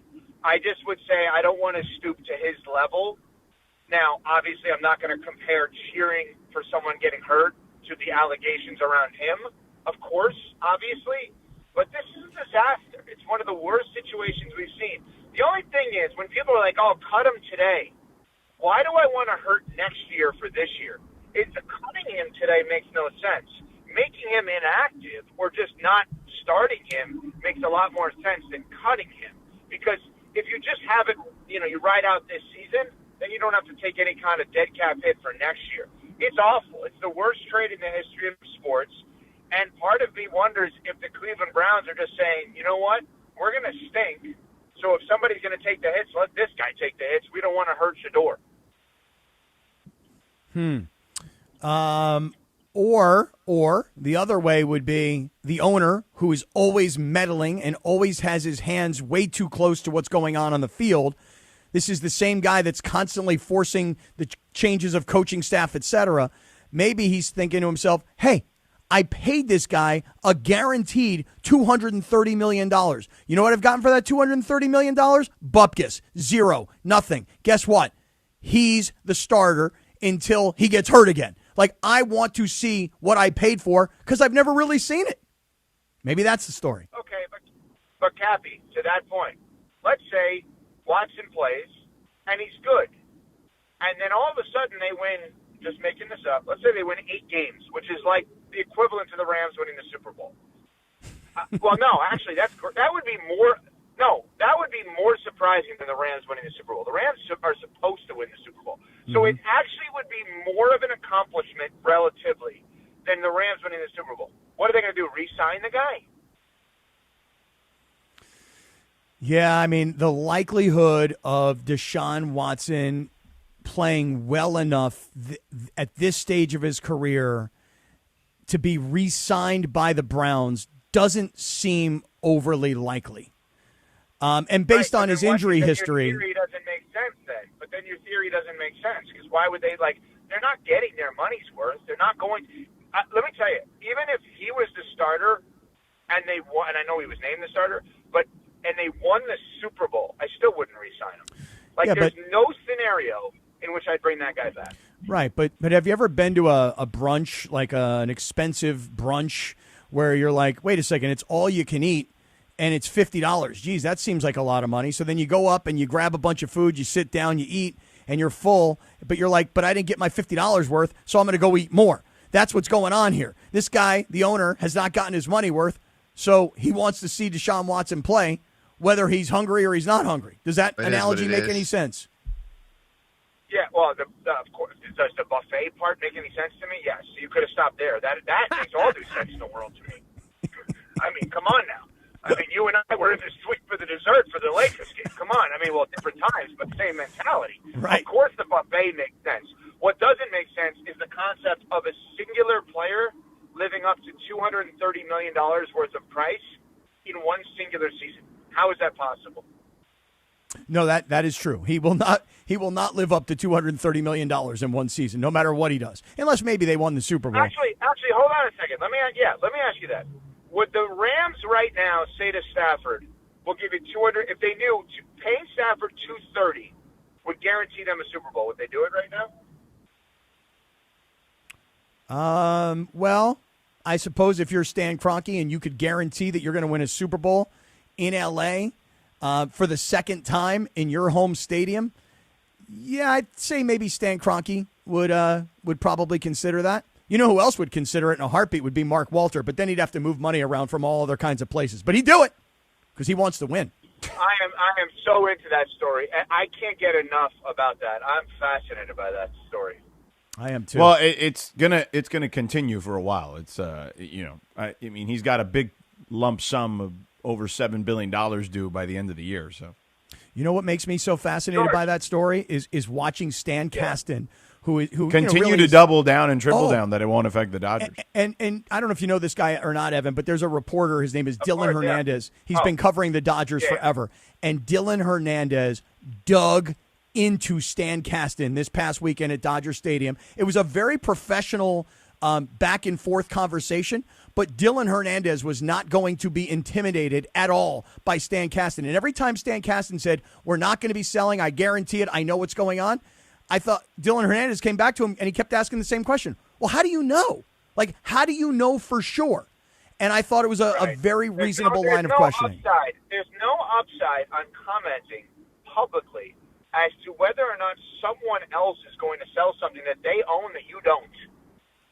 That's an odd thing to do. I'm going to comment on whether or not Cappy's going to sell his house. I know for a fact he's not. Maybe he will after the barbecue late at night with the mustard on the burgers. Maybe how would I know?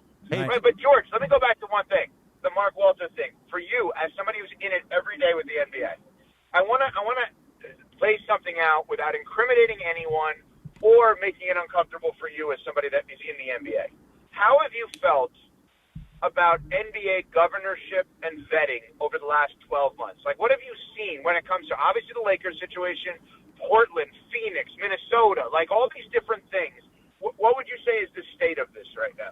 Yeah, look, I think the Portland one, if you put people on truth serum, I think that they would say, yeah, maybe we missed something there. I think the other ones there's no way you could have vetted that. You know what I'm saying? You could, here's the thing, in the Dodgers situation with the Lakers with Mark Walters, nobody saw this coming. You know what I mean? The federal. Well, that's not true. That's not true. Why is that not true? 2012 New York Times article by Andrew Ross Sorkin, as discovered on Bill Simmons' pod most recently. There was an article questioning how Walter got this money by way of insurance in 2012. Right. No, I understand that. But that was That's 14 years ago, questioning the validity of the money. But one would assume that they then, when they vetted that situation, there was no like smoking gun that led you to believe that anything was nefarious at that point. And by the way, it didn't feel that way because Major League Baseball also let him buy a team prior to that. Yeah, I mean, it's easy. Hold on. Yeah, hold on. It's Evan. easy to It's go shown. back and point at that article with 14 years in between and all the information we have now. Back then, again, he was then sold a team to Major League Baseball, vetted there, and vetted through the NBA, and all things came up fine. And by the way, when they vet these people, they vet through a background investigation that's done through the federal government, if I recall correctly. Maybe I'm wrong about that still, but I'm fairly certain that's the case. First of all, watch your tone. So when those things came about at that particular time, they didn't come back the way you're explaining it. And again, easy to point back in retrospect, hindsight being 20/20. Now, in regards to Phoenix, it's the Phoenix thing I think is a little overblown because it's not like Ishbia is going to lose the Suns. That's not that. Like he's still going to have plenty of money even if he gets called on these margins. And then the Timberwolves situation, Mark Lowry has a lot of different businesses. Maybe one of those, I don't know the situation. Maybe one of those businesses is not going the way he expected it to go, which, by the way, he had another startup that he started, I would say, less than 2 years ago. So maybe he needs the cash flow to fund that business, which is more important to him than owning the Timberwolves. And so he sold to one of his minority partners who's got plenty of money. So I do think you have to take every one of those individual cases on its own merit. And again, I just think hindsight being 20/20 is pretty easy in regards to the Sorkin article from 14 years ago. You know what I was thinking about as I was put on hold there? There was once a time where somebody else at ESPN West Palm got asked to voice advertising partner's hold message and not me, and it bothered me. How cool would it be to be the voice of a hold message? Like, as you're on hold and it's like happy. No? You're not into that? Okay. Now, No, here's I what don't I'll mind say. it. I don't mind it. It would probably be me around here just because I would do it.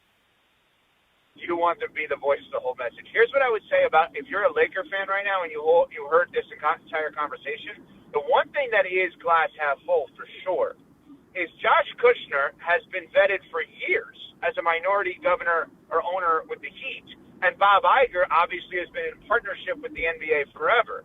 That through all of this mess and drama, I don't know that the Lakers are negatively impacted, even though Mark Walter is being investigated and the Buss family has all of this going on. Correct me if I'm wrong. You could still have a glass half full approach if you're the Laker fan right now, no? Oh, yeah, no question. I do think the weirdest thing, though, is this Luka bobblehead in a Lakers jersey that the Dodgers gave away this weekend, which that was clearly done well before all this came about. But I do have one of those. Wait a minute. Okay, a couple of years ago, Morales, remember we went to a Clippers game? Yes. Okay, a friend of mine from New York was at that game. Unbeknownst, and he hung out with us for a couple of minutes. Morales fell asleep in the suite. I was That's not a I was a joke. big Fast drinker asleep. back then. I was drunk. Fast asleep. So how about this? My friend reaches out to me, and he says, do you still have that bobblehead, the Kawhi bobblehead? I said, I think it would be in my son's room. I got to look for it. He goes, you should look for it. I look for it. It's the bobblehead with the aspiration logo on the bobblehead. I have no one. way. That's funny. That's I have awesome. a Kawhi aspiration bobblehead. That is awesome. No, that's hilarious. Oh, my goodness. Well, maybe you should go see that one guy who's now behind bars. You should take it to him for a gift. You know what I mean? Hey, I got Evan Cohen here to see you. You want me to visit the aspiration guy in jail? That's what you want me to do? Cappy, that's actually a great bit for you. Right. See I'll if do it. Carlo's available. No, I love this. If Carlo's available, he can film you going to visit the aspiration guy in jail. And then, who knows who else may get arrested around there. I like the idea of Cappy. Here's a social media series, a digital series. Cappy visiting all L.A. sports figures in jail that are currently in jail. And you say currently, and who knows what the future holds. So I may be on a tour, but I do love the idea. I show up with the Kawhi bobblehead with the aspiration patch, and then I show it to that dude, whatever his name was, that's now behind bars. I'm like, hey, man, I just thought, maybe you needed a little visit and cheer up a little bit, so I brought you this Kawhi bobblehead with your company's name on it. How's that? Pretty good? Use it in your cell. Maybe you can buy a pack of smokes. You trade it, trade it for a pack of smokes. Just thinking out loud. Evan, just the concept. Do you like to dip the dill pickle in spicy brown mustard or regular mustard? No, I don't like pickles in mustard. I like regular pickles like as is, the half sour ones, the kosher ones. Yeah, kosher. Mm-hmm. Yeah, nice. I like to cut them up into fours. You know what I mean? Wait, I got a name for the bit. Ready? Yeah. Shaw Cap Redemption.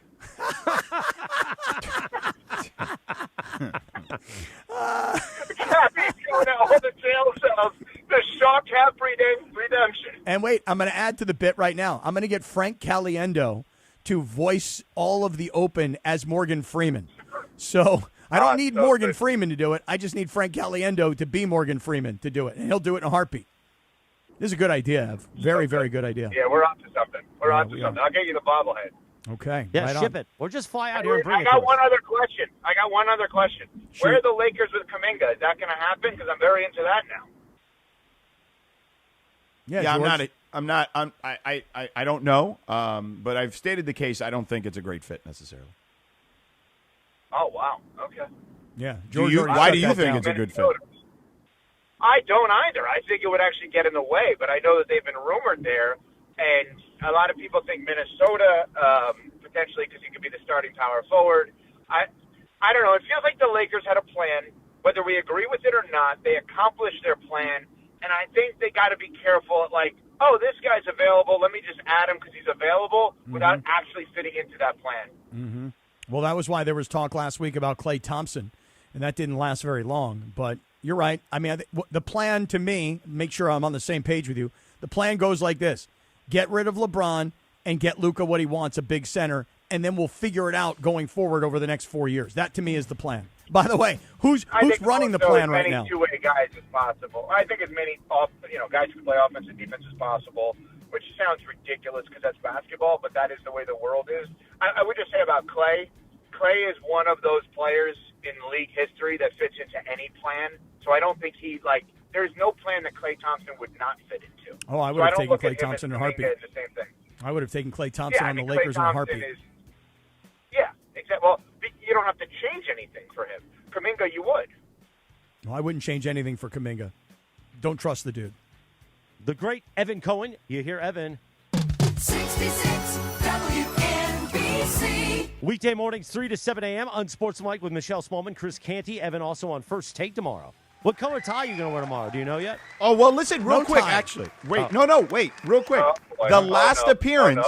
All right. Last appearance. Tie? Your tie was tied properly. It was centered. Yeah, this is not good. Wait, can I take people behind the scenes on this? Go ahead. So I am a fill-in on First Take. So obviously it's whatever they want me to do, I do. And the last thing on earth you want to be is self-conscious. You just want to do the job and get asked back the next time out. Mm-hmm. And so I've done a pretty good job of getting asked back. And the only person of all people in my life who's made me self-conscious is one George Sedano. Oh. Who literally at 10:12 a.m. Eastern my time, so 12 minutes into the show, I'll get a text.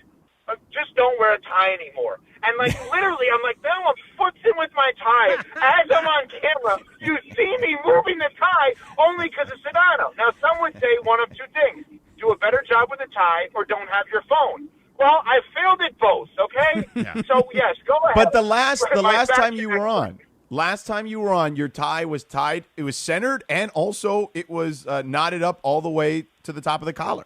Evan, I'm going to challenge you during the college football season, starting this week when Stanford plays Hawaii. I'm going to challenge you to watch all of Sedano's broadcasts, and in broadcast, you send him constructive criticism. See, the difference between you and me is I won't look at my phone all that. I don't look at my phone all that often. I may go a whole quarter without looking at it. Come on, Ev. You got to get him back, Ev. Now, wait a second. To be fair, Kevin, it's a different thing. Me talking to him about his play-by-play would actually be really wrong in game. me saying, "Hey, you got a booger," like a look thing, is different. Well, that's what I'm He's just suggesting. Doing the look thing. Well, but he's not. Have you ever watched the game? He's not on camera all that. Well, he's often. going to be on camera before the game. Welcome to the broadcast we'll be on booth, camera everybody. for 2 minutes before the game kicks and then off. We'll be on halftime. camera for like 30 seconds at halftime, and then that's it. Right. So you got to find something to pick at. Maybe that booger. All right. Now, what do you do with your tie? Do you tie it yourself? Do you have like the stage manager? No, do I tie it for you? myself. How do you do it, George? He's a man. He ties it himself. Right. Exactly. You don't know how to tie a tie, Evan? Obviously not. I mean, do you want me to do like a FaceTime with you, and I can help you do it? Oh yeah. That'd be funny. That'd be funny if we do that tomorrow. You know, I did not know how to tie a scarf correctly, and I swear to you, one day in the hallways at SiriusXM, Frank Isola from Around the Horn and PTI fame gave me a lesson in tying a scarf. That now I know how to tie a scarf better. Well, good. Maybe we don't really need scarves here all that often in LA. I like wearing scarves no matter what, though. I like a scarf. I think what you should do, Evan, maybe go with an ascot tomorrow. Oh. So Jason Jackson style? The great Right, Jason yeah. Jackson of the Heat broadcast? Yeah, exactly. Does your wife know how to tie a tie? I don't know. I have to ask her. Ask her. Maybe she can help you tonight. Maybe you guys video it and send it over to us. Yeah, I don't think so. Thanks for the offer, though. I'm just saying. I mean, let me tell you, no one has ever worn an ascot on First Take. I'll tell you that. Do it, Ev. Yeah, I don't think I'm going to be the first. I'm going to tell you. You should do it. I don't think I have the strength to do that. You should do it. You know what? And Maybe I'll wear a yarmulke instead. There you go. Now we're talking. Represent. That's exactly right.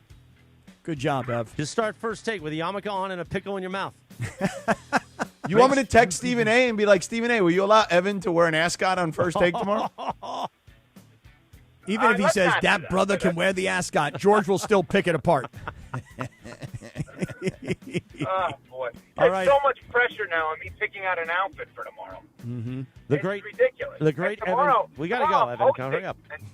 Well, Oh, you're okay, hosting. but- How have you felt about hosting as opposed to – because panelist is easy, but hosting is a little different. You got to read the prompter. You got to make it sound like you're not reading the prompter, like, you know. And sometimes I feel like they got you guys out of the desk and you're like standing and you got to move around and do stuff. How are you there? A lot of standing.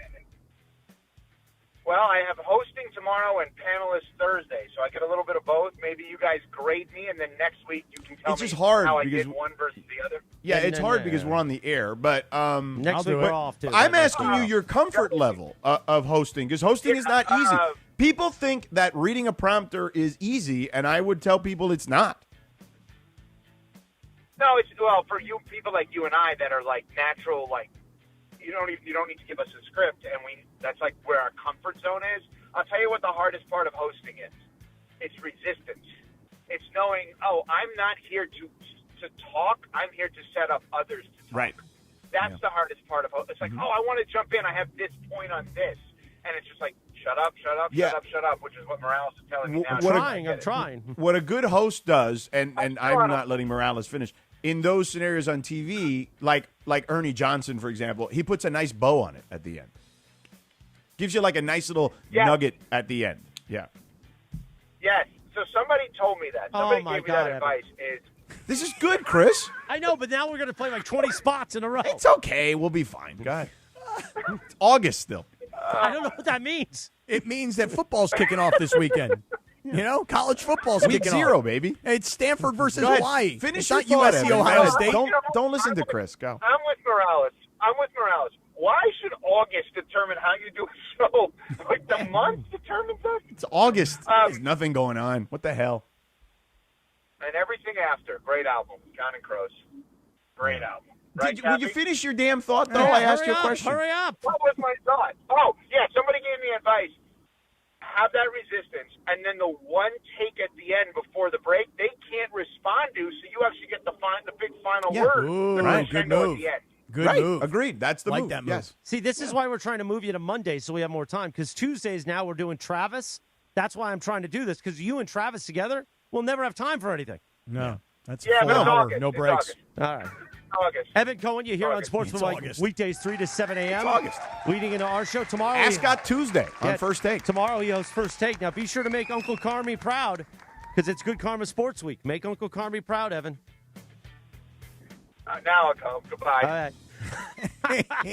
The great Evan Cohen, 8:34 in the morning. I promise you, we'll try to work some content into nonstop commercials up ahead. But first, Cappy, let's talk about the wellness company. Yeah, let's do this right now.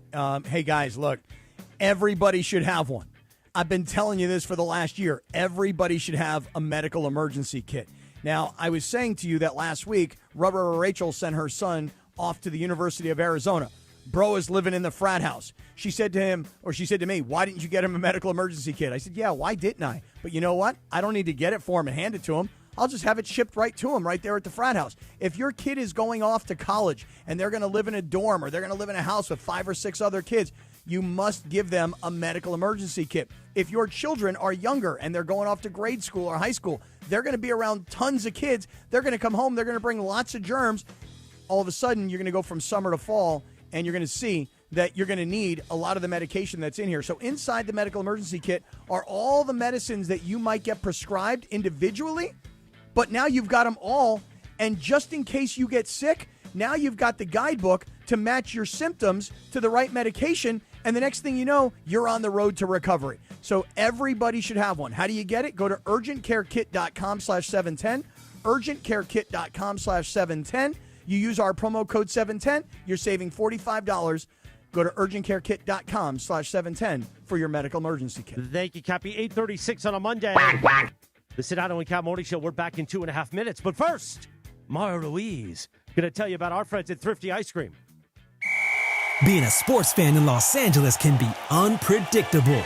Your ice cream shouldn't be. For over 80 years, Thrifty has delivered the exact same legendary experience, right down to our signature cylindrical scoop. It's the brand this city was raised on, and the easiest call you'll make on game day. Skip the debate. Just grab the carton everyone already agrees on. Thrifty Ice Cream, a California classic. Available at most major retailers. Here in Los Angeles, our city water is loaded with chlorine and chemicals. That's why I got LifeSource Whole House Water System. It cleans and conditions water from every tap for healthier water. With no salt and no regular maintenance. No more harsh, skin-irritating city water. Upgrade your water and your life with LifeSource. I did, and I'm never going back. LifeSource has been doing it for decades. Read the reviews. Call the LifeSource California factory today at 800-WATER-99 or visit LifeSourceWater.com. LifeSource Water, it's not just better, it's essential. LifeSource, taste and feel the difference. Warranty limitations apply. The Circa Million Pro Football Challenge is back. The greatest football contest in the world, coming straight at you from the greatest sports destination in the world, Circa Las Vegas. A guaranteed $6 million is up for grabs, with a cool mill and the coveted blue jacket going to the winner. And hey, if you suck, no problem. Come in last, and $100,000 is coming your way. It's $1,000 per entry, max 10 entries per person. Enter in Nevada, play from anywhere. Learn more at circasports.com. Circa Las Vegas, the time of your life. My name is Whitney Allen, and I'm a widow. My husband, Ryan, died. We never thought we'd ever have to use life insurance, but the unexpected happened. With Ethos, signing up was fast and 100% online. You can get a quote in seconds, apply in minutes, and get same-day coverage. No medical exams, and you can get up to $3 million worth of coverage. I'm grateful we were prepared. Get your free quote at ethos.com/play. That's ethos.com/play. Paid spokesperson. Time spent on application may vary. Online health questions required. If Twisted Tea Hard Iced Tea was your best friend, it would be the kind of friend that starts an impromptu dance party in the supermarket aisle that turns into an all-day pool party rager at your place, and you don't even own a pool. Twisted Tea Hard Iced Tea turns any day into a legendary adventure. It's smooth and refreshing real iced tea with just the right kick of alcohol. Twisted Tea Hard Iced Tea. Keep it twisted. Twisted Tea Brewing Company, Cincinnati, Ohio. Please drink responsibly. 8:38 in the morning. The 13th annual SoCal Hyundai ESPN LA Golf Classic presented by Vista Paint is back this Friday, August 28th. Tune in for the all-day live broadcast at Black Gold Golf Club in Yorba Linda. Proceeds benefit the B Foundation for Cancer Research. Brought to you this year again by Islands. Islands, your local paradise since 1982. Let's get right back into it, Jack. The Sedano and Kap Morning Show on a Monday. Cappy. Good on song. this day in 1993, the #1 song, UB40, Can't Help Falling in Love, sucker. UB40, okay. Also, Right. shouts out to Yo-Yo, Sua Craven's mom, because today is National Knife Day. National Knife Day? Yeah. Sue's mom's got that knife ready for me. Take my hand. Doobie-doo, doobie-doo. Today's also National Waffle Day. Great song. You know, you can make protein waffles now. Yeah, of course. You can put protein powder in any batter. Yeah. You put that in your batter, it's going to Cappy? Doobie-doobie-doo. You know what? I've got the protein waffle frozen version. Oh, really? Yeah. Who makes those? I don't know, I have to go check it out in the freezer. I don't know. But you toast them, and you put a little almond butter on them. Oh, they're nice. nice. Yeah. Very nice. The 8 a.m. hour is sponsored by Fix My DUI. Life can change in a moment. Even good people make mistakes. Did you know that what you do in the first 10 days after a DUI can impact your driving privileges? That's why it's important to act now. Angelica and the team at Fix My DUI are here to answer any questions about your DUI, DMV hearing, driver's license, or SR22 insurance requirements. Call today for a free consultation at 888-607-7077 or visit fixmydui.org. Mm-hmm. Now, do you like the UB40 version or the Elvis version of this song? I like both. Yeah. Elvis version is pretty good. So you'd actually be very proud of me, Christopher. On one of my flights during the summer, I actually watched the Elvis documentary. That was very good. And it's kind of like almost narrated by him, which is kind of cool. Like, it's just old footage and stuff. And like the way it was done, I felt like was excellent. The way they put it all together. Is this a recent doc, or is this one of those things you find on a plane? It was released recently. Like old school. Yeah, it was released recently. I want to remember the name of it. It's called like Elvis Presley Live, I want to say. Oh, yeah? Didn't you tell us once that Can't Help Falling in Love by Elvis was your wedding song? It was? Yeah. Wow. Elvis Presley in concert. It's called Epic. Elvis Presley in concert. And it was released within the last, year or so, less than a year now. And it's Elvis live on stage in the 60s and 70s. So it starts like, pre-Vegas Elvis, like his early days. Talks about his military experience and his upbringing and all that stuff. And then into the 70s, into the Vegas part. It really was. It debuted, looks here, February of 2026. So, yeah, really well done. And again, there's no narrator. It's him narrating the whole thing with just they're splicing together old footage of his thoughts on things over the years. That's cool. I have not watched that. I got to watch that. I'd watch that. I always like watching on planes master classes.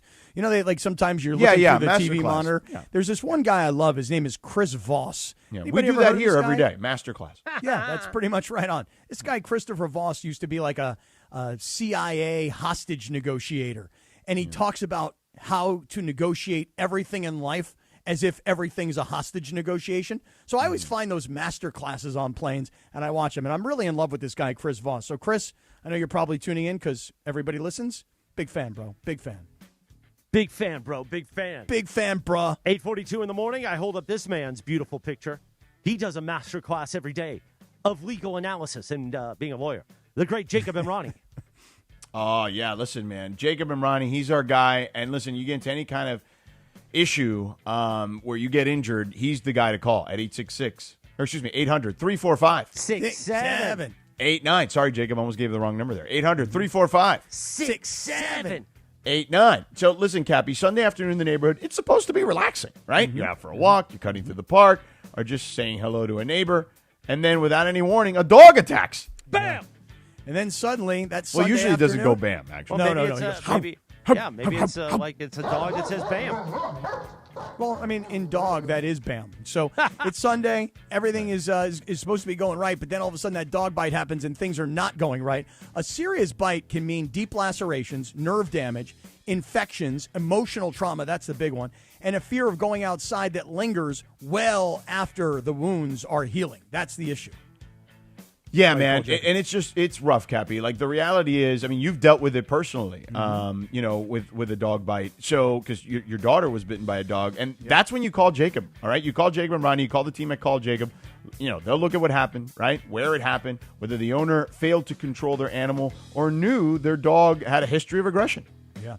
And the consultation is free. That's the most, that's the first part of it. The second part of it is you'll get a no obligation case review. So you don't have this obligation that you got to go and do something with Jacob. They're going to look it over and they're going to tell you about it. And then no fee. unless Jacob wins. So you don't have a retainer. You don't have to put money out. Don't have any financial fear around it. Jacob is not going to charge anything unless he wins. Yeah, so if a dog bite left you injured, shaken, or wondering what your next step should be, don't just let it go. Call Jacob at 800-345-6789. That's 800-345-6789. Or visit calljacob.com. Thank you. 8:44 on a Monday morning. The Sedano and Kap Morning Show. We are back in 3 minutes from right now. The Sedano and Kap Morning Show. We'd like to thank our founding partner, LAX, Los Angeles International Airport, where change is in the air. Learn more at lawa.org/ESPN. This is the Sedano and Kap Morning Show. Is your vehicle due for service? Is it time to get those wipers replaced? If so, head into your neighborhood Valvoline Instant Oil Change, home of the 15-minute drive-through oil change. For over 30 years, Valvoline has provided quick and convenient automotive maintenance services for busy people just like you. At Valvoline, you stay in your car safe while the expert technicians make sure your ride is at its best. Oil changes, wiper blades, and more. Just pull up, drive in, and drive out in about 15 minutes. Visit SoCalOilChange.com for locations and game-winning coupons off of your next Valvoline Instant Oil Change. Something big is coming. On September 2nd, DraftKings Game Day arrives with massive deals, exclusive deals. The DraftKings Sports app is now live in all 50 states. That means California from Texas to Florida. One app, every sport, all 50 states. Remember the date, September 2nd. DraftKings Game Day is the kickoff of a new season and the biggest day in sports history. New DraftKings customers sign up with code LA710, spend $5 to get $150 in rewards within 14 days. That's code LA710 in partnership with DraftKings. The crown is yours. Event trading offered by DraftKings Predictions, a CFTC registered introducing broker. Trading involves risk of loss. Market availability varies. Eligibility restrictions apply. $50 every 7 days via click-to-claim issued in non-withdrawable predictions dollars that expire in 1 year. Ends August 23rd. For terms, dkng.co/predictions promo. Nationwide based on sportsbook, predictions, and free-to-play sports contest availability. Varies by state. Dog. Hey guys, it's Sedano. If you're ready to upgrade your driving experience, you gotta go and check out what's happening at Cadillac and their incredible new lineup of state-of-the-art EVs, sedans, and SUVs. And hey, look, there's no better place to experience the luxury of Cadillac than at Cadillac of Beverly Hills. Check out Cadillac of Beverly Hills and their beautiful showroom at 8767 Wilshire Boulevard in Beverly Hills. And check them out on the web at CadillacBeverlyHills.com. 8:47 in the morning. The 13th annual SoCal Hyundai ESPN LA Golf Classic presented by Vista Pate is back this Friday, August 28th at Black Gold Golf Club in Yorba Linda. We'll be broadcasting live all day long. Listen to it here, right here on ESPN LA. Proceeds benefit the V Foundation for Cancer Research. Brought to you by attorney Big Al. Big Al, the guy who called me a sidekick. 1-800-HURT-123. That's 1-800-HURT-123. The Sedano and Kap Morning Show. We're back in 1 minute from right now. Winning football teams have a playbook. Winning businesses? They've got Robert Half. Because when your star player's out or the workload blitzes, you need the right move fast. That's where Robert Half's specialized recruiters, together with their award-winning AI technology, step in, matching companies with skilled contract talent across finance, tech, legal, and more. It's depth on your bench. It's keeping the drive alive. Visit roberthalf.com/talent. At Robert Half, we know talent. Shohei Ohtani's interpreter was fired today. Ippei Mitsuhara ran up gambling debts to a Southern California bookmaking operation. The inside story of the biggest scandal in modern baseball. He was absolutely bananas, the amount of bets he was making. I've never seen anything like it. From 30 for 30 podcasts, this is The Betrayal of Shohei Ohtani. Presented by Gusto. New episodes available now. Listen wherever you get your podcasts. It's time for the Wild Fork Foods Yacht Rock Song of the Morning. It's time for the Wild Fork Foods Yacht Rock Song of the Morning on the Sedano and Kap Morning Show. Wild Fork, your neighborhood meat and seafood market. Now, he's put on his captain's hat. I am the captain. This is the captain's table. The captain sits at the captain's table. Captain Condiment has the Yacht Rock all queued up.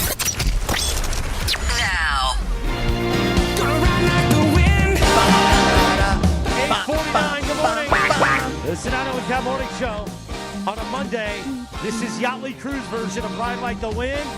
And they were on fire Saturday night at the Starlight Bowl in the city of Burbank.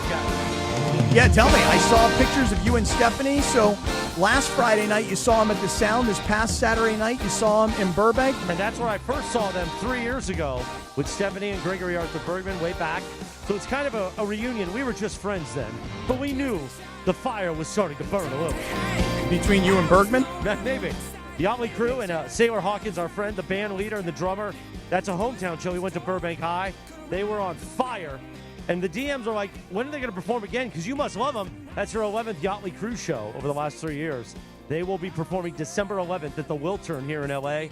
It's going to be a big ESPN LA night, Cappy. Yeah. I told you already, put it in your calendar because you're going to get up on stage with me. Maybe we'll bring Mace again, and he'll be high and won't talk. Well, yeah, he was on probably 20 milligrams of gummies that night at the whiskey. And you and I are like, what's up, everybody? We ready to rock? And Mace just stood over there to the side. Hey, I'm Mace. What up? His jaw didn't move, Jack. It is time for the morning wood, the hardwood. Thanks to Hernandez Wholesale Flooring. You say I've got my Hernandez Wholesale Flooring hat on. Labor Day's coming. Get ready for that barbecue or family gathering. Upgrade those old floors with Hernandez Wholesale Flooring. Visit HernandezWholesaleFlooring.net or the showroom next to the Commerce Casino. Hernandez Wholesale Flooring. No games, no gimmicks. No sale beats wholesale. So. Boo, boo, boo, boo. Coming up, the digital hour, top of the hour, 9 o'clock, the Rich Eisen Show terrestrially on 7:10 a.m., the all-new ESPN LA app. If you're listening to us on the Listen Live tile, click the Sedano and Kap tile on the ESPN LA app and on YouTube at ESPN Los Angeles. I love it. Very nice. Very nice. Cappy, you did mention with Evan at the end there that, college football's starting. We got a slate, and actually a pretty good slate of college football games this weekend. Yeah, I was looking at the schedule because, as you know, last week I told you I was not about to let you, talk college football like the expert that you are becoming because you're studying and you're visiting teams and everything else. And I broke out my ESPN College Football Preview magazine right here. Hard copy, people. That's right. Still holding on to a magazine. Still flipping through the pages and learning about all these different teams. George, you've got this Stanford-Hawaii game. I know we talked about that last week, but have you looked at the rest of the schedule just to see what other games are out there that you would be interested in? Because that's what I was doing early this morning. I'm like, you know what? I can't believe it. USC is playing San Jose State. Saturday. They're playing week 0. Yeah. Right. They're playing at the Coliseum this Saturday. So if you're like, wait, college football is – look, you're seeing NFL, preseason games. That tells you we're right around the corner. But San Jose State at USC Saturday at the Coliseum at noon on NBC, all of a sudden you're like, wait a second, my life is coming back to me. I'm going to be spending a lot of time watching college and NFL football. I was watching the Rams. I was watching a replay yesterday afternoon. Dodger game had ended. Rachel was more interested in the Padres game. So we're watching baseball. The game's Padres ended. are playing good ball all of a sudden. The whole thing with those guys is Fernando Tatis is back. Right, he's hitting a lot of he's getting a lot of home runs all of a sudden again. I mean, there's a guy after not hitting any. Yeah. Right, he didn't hit a home run for the first 2 months of the season. Now he's probably got 14, 15, 16 in that neighborhood. So all of a sudden the Padres are playing good ball. But we got done watching both baseball games. She, by the way, George, just so you know, she got the TV. I had to watch the Dodger game on my phone. And then I went into the Rams game. I was watching the Rams game from Saturday. I was rewatching it yesterday. And then I just started thinking to myself, wow, it's Sunday afternoon. It's about 4:30. I'm watching the Rams game. She doesn't realize that it's a replay. And I'm like, we're a couple weeks away from our lives all changing. Saturdays will be college football. Sundays will be NFL. Obviously Mondays, then Thursdays, then, Saturday. I mean, it's football season is here. And San Jose State, USC, noon, Coliseum, this upcoming Saturday. By the way, you can get ready for the game tonight, the debut episode for this season of Trojans Live with Jordan Moore, our friend Sean Cody, the whole Michigash, and head coach Lincoln Riley tonight at 6 p.m. on ESPN LA. And then after that, Trudell and Geeter for Lakers Talk. Yeah. All right. ESPN LA. We can dive in further into the USC situation this week, to your point. But again, I love that college football is back. I think I'm actually going to have a pretty good game. I mean, these two teams, the one I have, Stanford, Hawaii, these two teams played down to the wire last year in Hawaii. And, contrasting styles, I would say. The Hawaii runs the the run and shoot still, the old June Jones system that Timmy Chang ran when he was the quarterback at Hawaii. Now he's the head coach. Now he's evolved it a little bit. It's got more than just the traditional run and shoot offensive system in there. But yeah, I mean, they're going to be fun to watch. They're going to go up and down the field, and Stanford's going to want to bludgeon you to death because they got what I think is an NFL-style running back and a pretty good offensive line and a pretty good defense. You know, as football season, though, is returning, George, I love these like little stories. For example, and we can get into this in the digital hour. Yeah. Did you see this past weekend this young man who's an undrafted free agent offensive lineman out of Kentucky? And previous to Kentucky, I believe he was at New Mexico or New Mexico State, one or the other. And he's the first ever gentleman of Navajo Indian descent. Oh, yeah, I did see that. Yeah. Mm-hmm. And this kid, again, remember, undrafted free agent rookie offensive lineman. Do you know the likelihood of that kid making an NFL roster? It's very, very slim. But in the locker room, he gives this impassioned few words that made the Cowboys go crazy. We got to play it in the 9 o'clock hour. Let's do that in the digital hour. But first, let's talk about our friends. It is football season, and Prize Picks has you covered. Listen, Cappy, it's very simple. Prize Picks is the place to be if you want sports action in the state of California. Download that Prize Picks app. Use the promo code CAPPY, K-A-P-P-Y, and here's the deal. You get $150 instantly in lineups if you win your first $5 lineup at Prize Picks, which is America's #1 sports pick app, Cappy. So all you got to do is do this. Look, I play it almost every day. I take Shohei Ohtani to hit a home run. I take Manny Machado to strike out. The strikeout happens more often than the home run happens. But I'm just telling you, I play it almost the same way every single day. So if you are new to Prize Picks and you download the Prize Picks app and you use the code CAPPY, K-A-P-P-Y, if you play it my way, play it your way, it doesn't matter. You make a $5 play, you win, you immediately get $150 in your account. That's a nice score. That's a nice return, by the way. $5 for $150? Very nice score. Yeah, so I would encourage everybody. Download that app today, Cappy. Use that promo code CAPPY, K-A-P-P-Y, to get $150 instantly in lineups if you win your first $5 lineup. Again, download the Prize Picks app. Use the promo code CAPPY, K-A-P-P-Y. You get your $150 instantly in lineups if you win your first $5 lineup. Prize Picks, America's #1 sports pick app. Digital Hour is next on ESPN LA.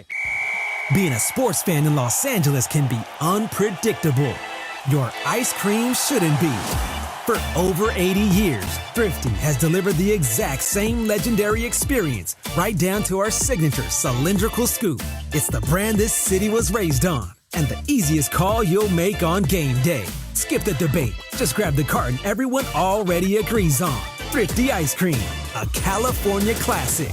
Available at most major retailers. There you were, surrounded by fans, sharing wings, sharing drinks, high-fiving random strangers. Everybody remembers the game, but nobody remembers the guy coughing behind you until a few days later. It's 2 o'clock in the morning. You wake up, you got a fever, your throat's on fire. So now what? Urgent care closed, ER slammed, telehealth?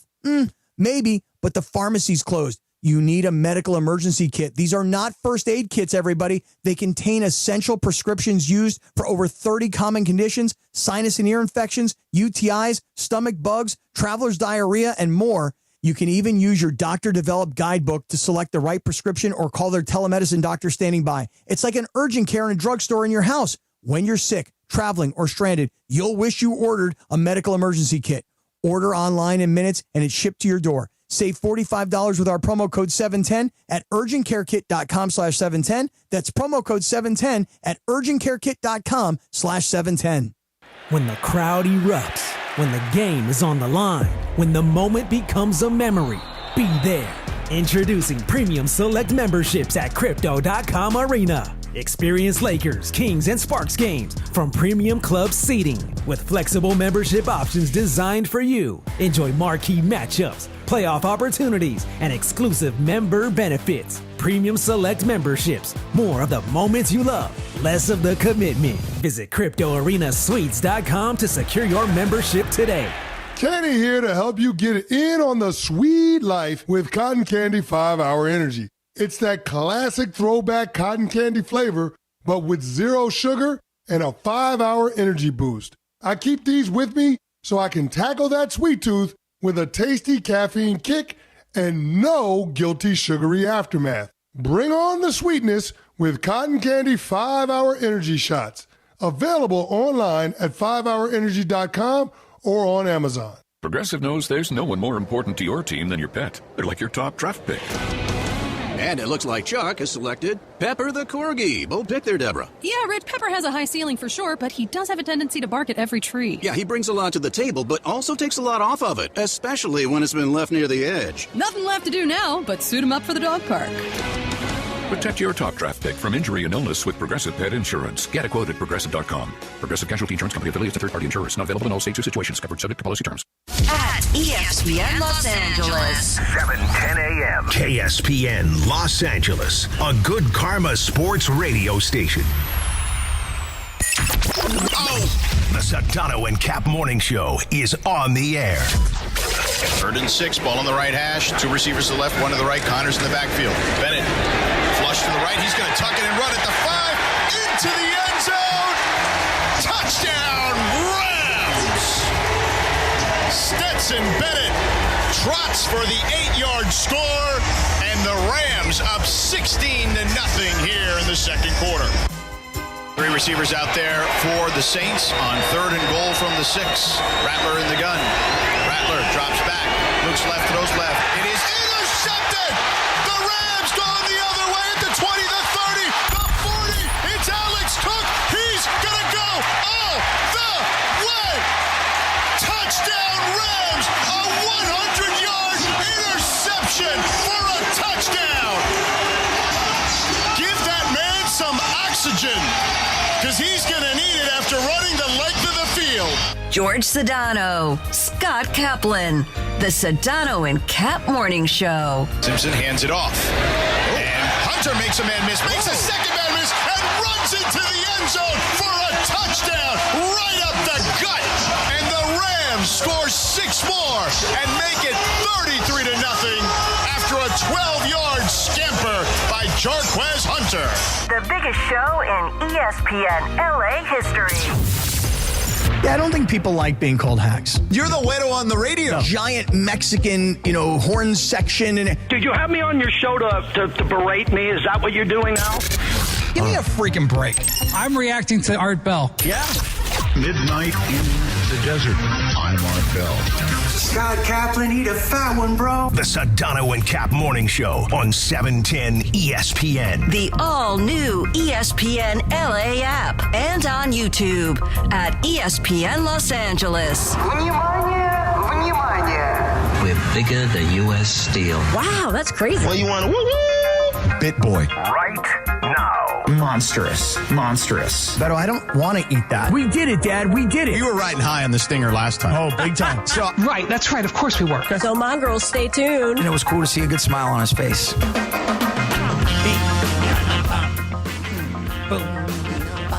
Oh, good morning. 9:02 and 35 seconds. The Sedano and Kap Morning Show is on for your Monday, the 24th of August, 2026. Welcome back from the weekend. You heard Sedano on the play-by-play there. Rams beat the Saints, shut them out Saturday. You heard it on ESPN LA. Game 3 of the preseason is this Thursday, as the Rams are the visiting team at SoFi Stadium against the Chargers. Coverage begins at 5 p.m., kickoff at 7. The Chargers, huh? Don't get me started on the Chargers.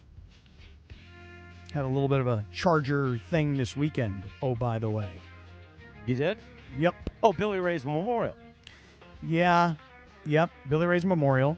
But there were some, as beautiful as it was, I must admit, there were some uncomfortable moments before the... And Why is actually, that? well, you really want me... Can I jump into this? Yeah, go right ahead. Yeah. So I'll say this to everybody. This is the last time I'll talk about this because I want everybody to understand I'm moving on like life does. This past weekend, George, as you know, I spent 20 years on the radio with my longtime partner down in San Diego, Billy Ray Smith, and at 64 years old, he died of dealing with CTE and dementia, and that's what ultimately got him. Yeah.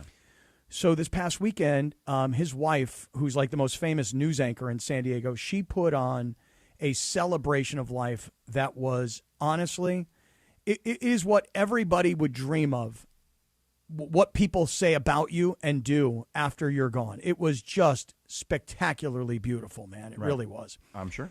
And the lineup of speakers, George. Well, we talked about it, right? So Dan Fouts, Drew Brees, and you. And I was last. Did you stay under the 3 minutes? Okay. They asked everybody if you could just keep it to 4 minutes. That's what they said. Keep it to 4 minutes, right? So, like Dan Fouts was outstanding. He had some written comments. Drew Brees was unbelievable. I mean, really spectacular. And probably kept it around the 4 to 5 minute range. But I was last. So I didn't have anybody waiting for me next. So I decided I didn't really care about the clock. Take a guess at how long I spoke. They asked for 4 minutes. What do you think? I'm going to say 12. Okay, 12. Christopher, come on. What do you say? I mean, it would have been rude for you to go longer than 6 minutes, but I'm going to say you went 8. Okay.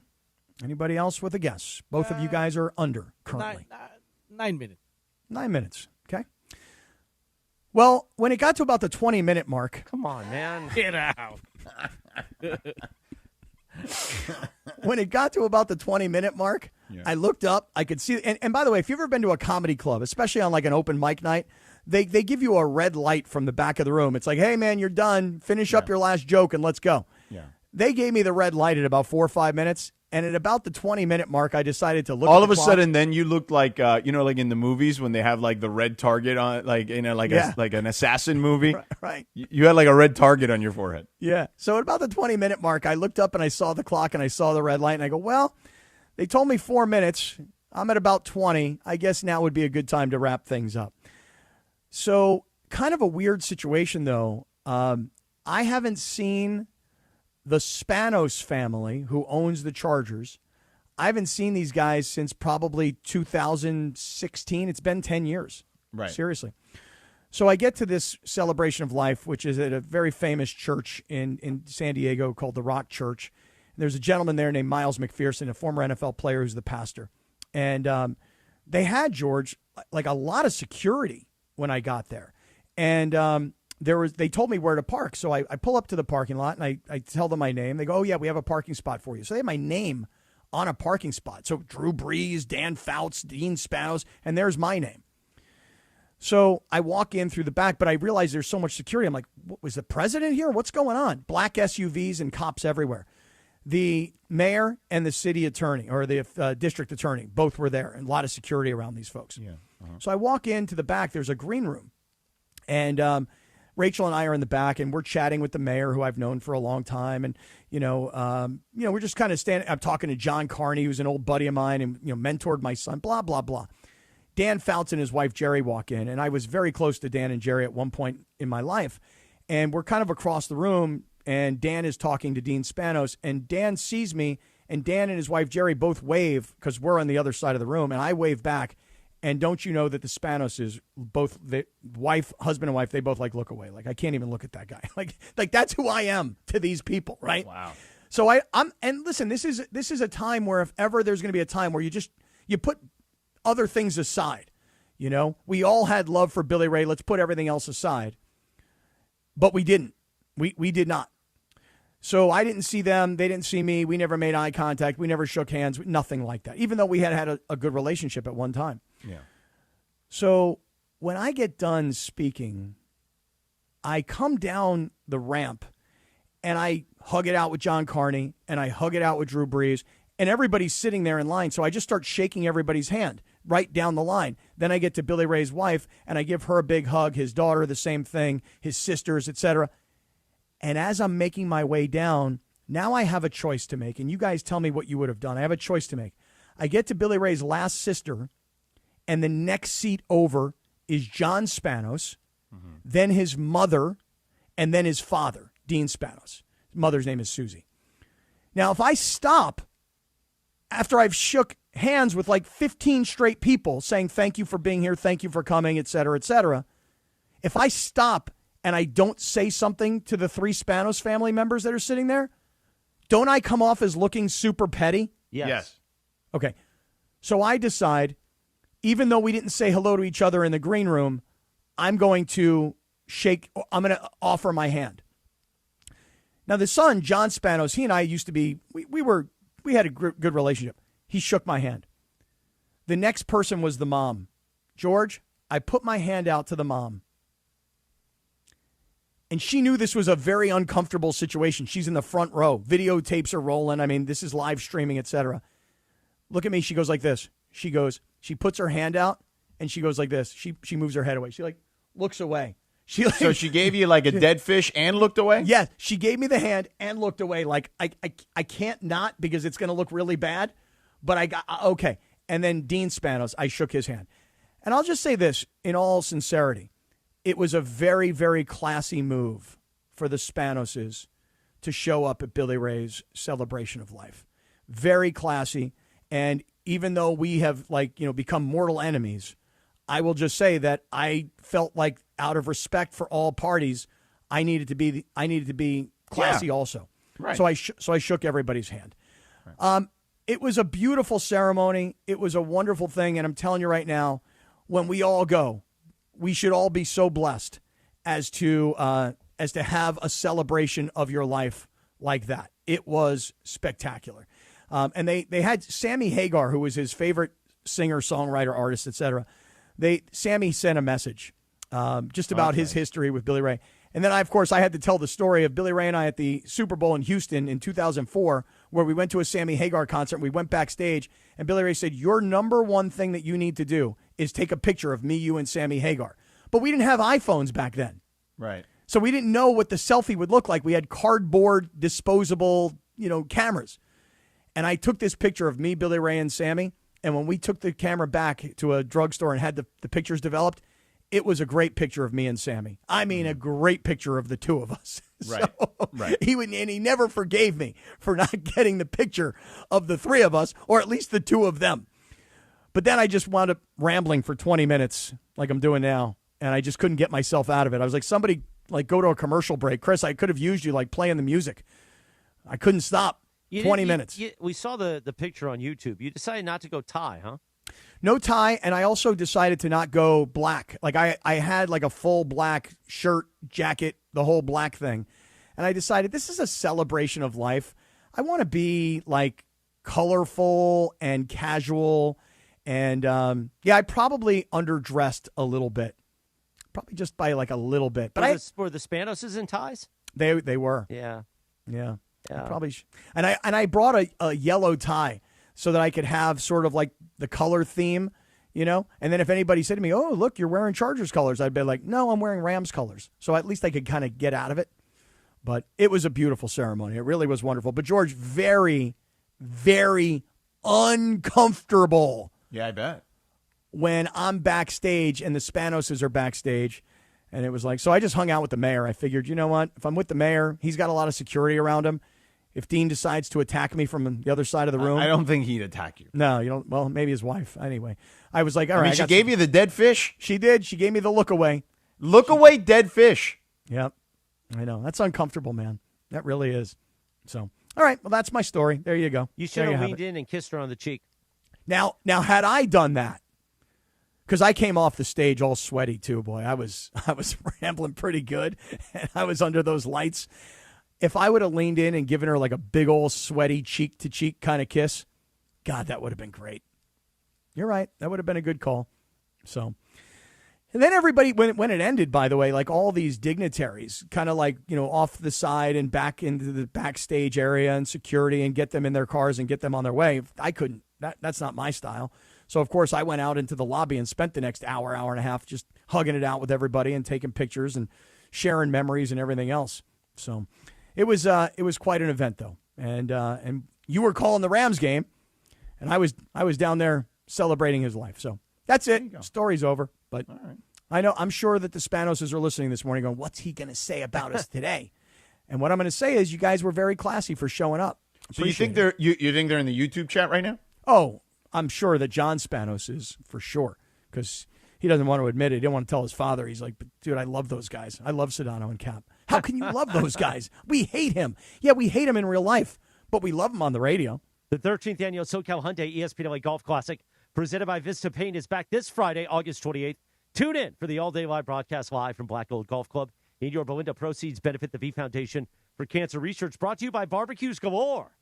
Not just a barbecue aisle, a barbecue store. By the way, I see Beto in the YouTube chat. Beto will be broadcasting live with us Friday morning, Cappy. You, me, Bergie, Beto. Looking forward to Friday. Now, Chris, I want to ask a quick question about is the that golf this tournament. Friday? Yes, this Friday. Yeah. And you'll be where? At Black Gold Golf Club. Oh. Chrissy, let me ask you Oh, so I don't need to bring my Comrex, is what you're telling me to this trip on. I thought I had to do the show on Friday. No, That's why you're I forgot off. it was the golf tournament. You're out. You're out on Friday. Yeah. We're giving you the day off. Chris, 2 questions about Friday. Yes. One, do you like my idea of staying at the East Central Thursday night and cruising down to Black Gold on Friday morning? When or I saw the text, I was a little confused by it. yeah, or should I come down to the Stallions crib and stay at the Stallions place? Sure, you could. I don't know if I'll be at the Stallion house on Thursday or I'll be at Stephanie's. It depends on which is going to be faster because she's got to be at Black Gold early, so it might make more sense for me to go with her, but I don't know for sure. But I don't understand the East Central move. Well, I just kind of figured that Why we were put gonna... yourself in downtown LA where you got to get to your Belinda Friday morning? Why not come from South? That's quicker. Isn't it easier? Yeah. Yeah. You know what I may do? Maybe I'll do that. Maybe I'll just come up Thursday, do the show, cruise back down, and then cruise back up. Maybe that's what I'll do. But I was thinking maybe I'll just stay at the Stallions. I figure the Stallion can make me a nice dinner. You know, and we could dip in the pool, me and the Stallion. Pool's cold even in the summer. Oh, that's all right. Sounds refreshing. Really? Yeah, we don't heat it. Now, you know, Chris, there's these we found these like pool covers. They're like they don't cover the whole pool, but they absorb the sun rays and they actually warm the water. And they're not super expensive. I haven't been in that pool in 5 years. Oh. Just not a big pool guy anymore. I'm a big jacuzzi guy. I get in Stephanie's jacuzzi all the time, and sometimes I go in there just free. I had no choice yesterday. It was so freaking hot. I called a buddy of mine who lives down the road. I'm like, what are you doing? He's like, I'm at the beach. I'm like, hope you don't mind, man. I'm going to go to your house and just jump in your pool. And he's like, go ahead, do your thing. I went over to his house and just literally jumped in and sat in that pool for about 15 minutes. It has been just brutally hot out. You know, like desert hot, like Tucson 105 hot. It's been brutal. So I had no choice but to borrow somebody's pool. I need my own pool. That's why I tried to get a pool. You guys ridiculed me for trying to get an above-the-ground pool. We ridiculed you for the size of it for your backyard. Yeah, it was pretty massive. And then I returned it, and I never got a new one. So Just and get now, like a little splash pool that you can blow up on your own. Or can you get one of those little plastic ones that you can get from like the front of the grocery store? They still got those? Well, that's what I meant. Yeah, just get one of those. Go to Big Five. You get it there. Yeah, Big go to Five Big got Five. them, huh? Yeah. Okay. All right. Plus, why don't you just sneak into the country club that you talked about last week on the air? I heard about that, by the way, from the Stallion. And I The said, Stallion heard it? Oh, yeah. He was listening even though I wasn't on the show, and he loved it. But I was like, yeah, why didn't you just sneak into the country club that you're already sneaking into and use their pool? Well, I'm not really sneaking in. I'm just going as if I'm a guest. You see the difference? The difference is if somebody stops me and they go, sir, are you a member? I'm like, no, I'm a guest of so-and-so, you know? So it's good to like look these kinds of things up before you get there. Like, who's the president of this country club? And then this way, if somebody asks you, they're like, hey, are you a member? I'm like, no, I'm here. I'm a guest of Mr. Morales. And they go, oh, well, he's the president of the club. I mean, we're glad to have you here. But me and my outdoor pool above ground. I know a lot of people told me, Cap, you're white trash, but it doesn't bother me. I don't mind. I'll be in it. Now, George, I have received today a lot of feedback from our great audience because I said in the opening segment of today's show that my dog, Jack the Frenchie, had a massive blowout overnight in my office. Mm-hmm. The carpet is now, did you soiled. not hear him? Where does he sleep? He usually sleeps in my daughter's room, door closed, and he's got a little bed in there. So I did not hear him, but when I woke up this morning and I went to my home office, I'm working from home a little bit this week, I immediately was hit by the smell of doggy diarrhea all over my carpet.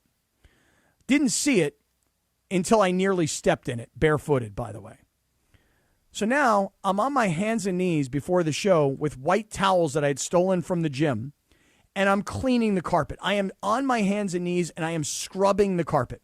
Mm-hmm. And I asked everybody earlier today, does anybody have a product that they recommend that can get out the stain and, most importantly, get out the smell?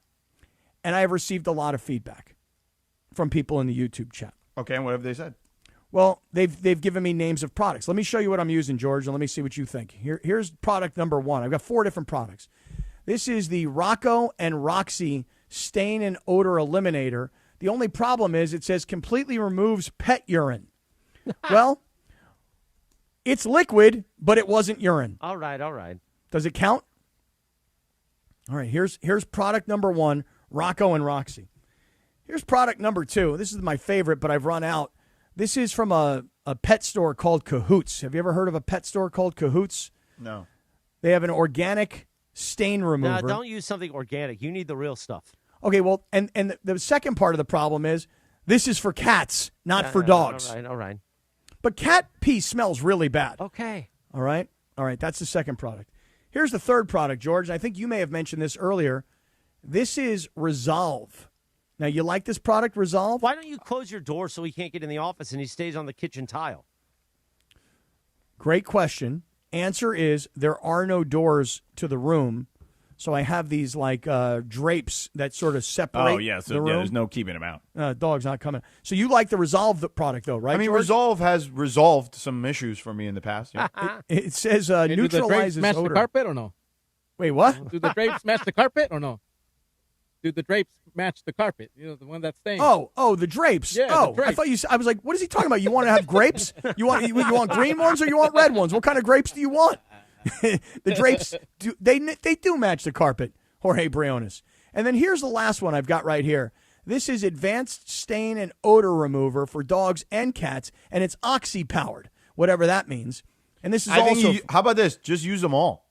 How about you just call somebody? Call a carpet cleaner. That's what I think. That's my next move. My next move is I'm going to have one of those guys that shows up with a van that's got like that super loud, like blue tube that he goes from the van into your house, makes a big mess. And then everything's wet, but it looks like really nicely vacuumed. And then you can't go in the room because it's all wet.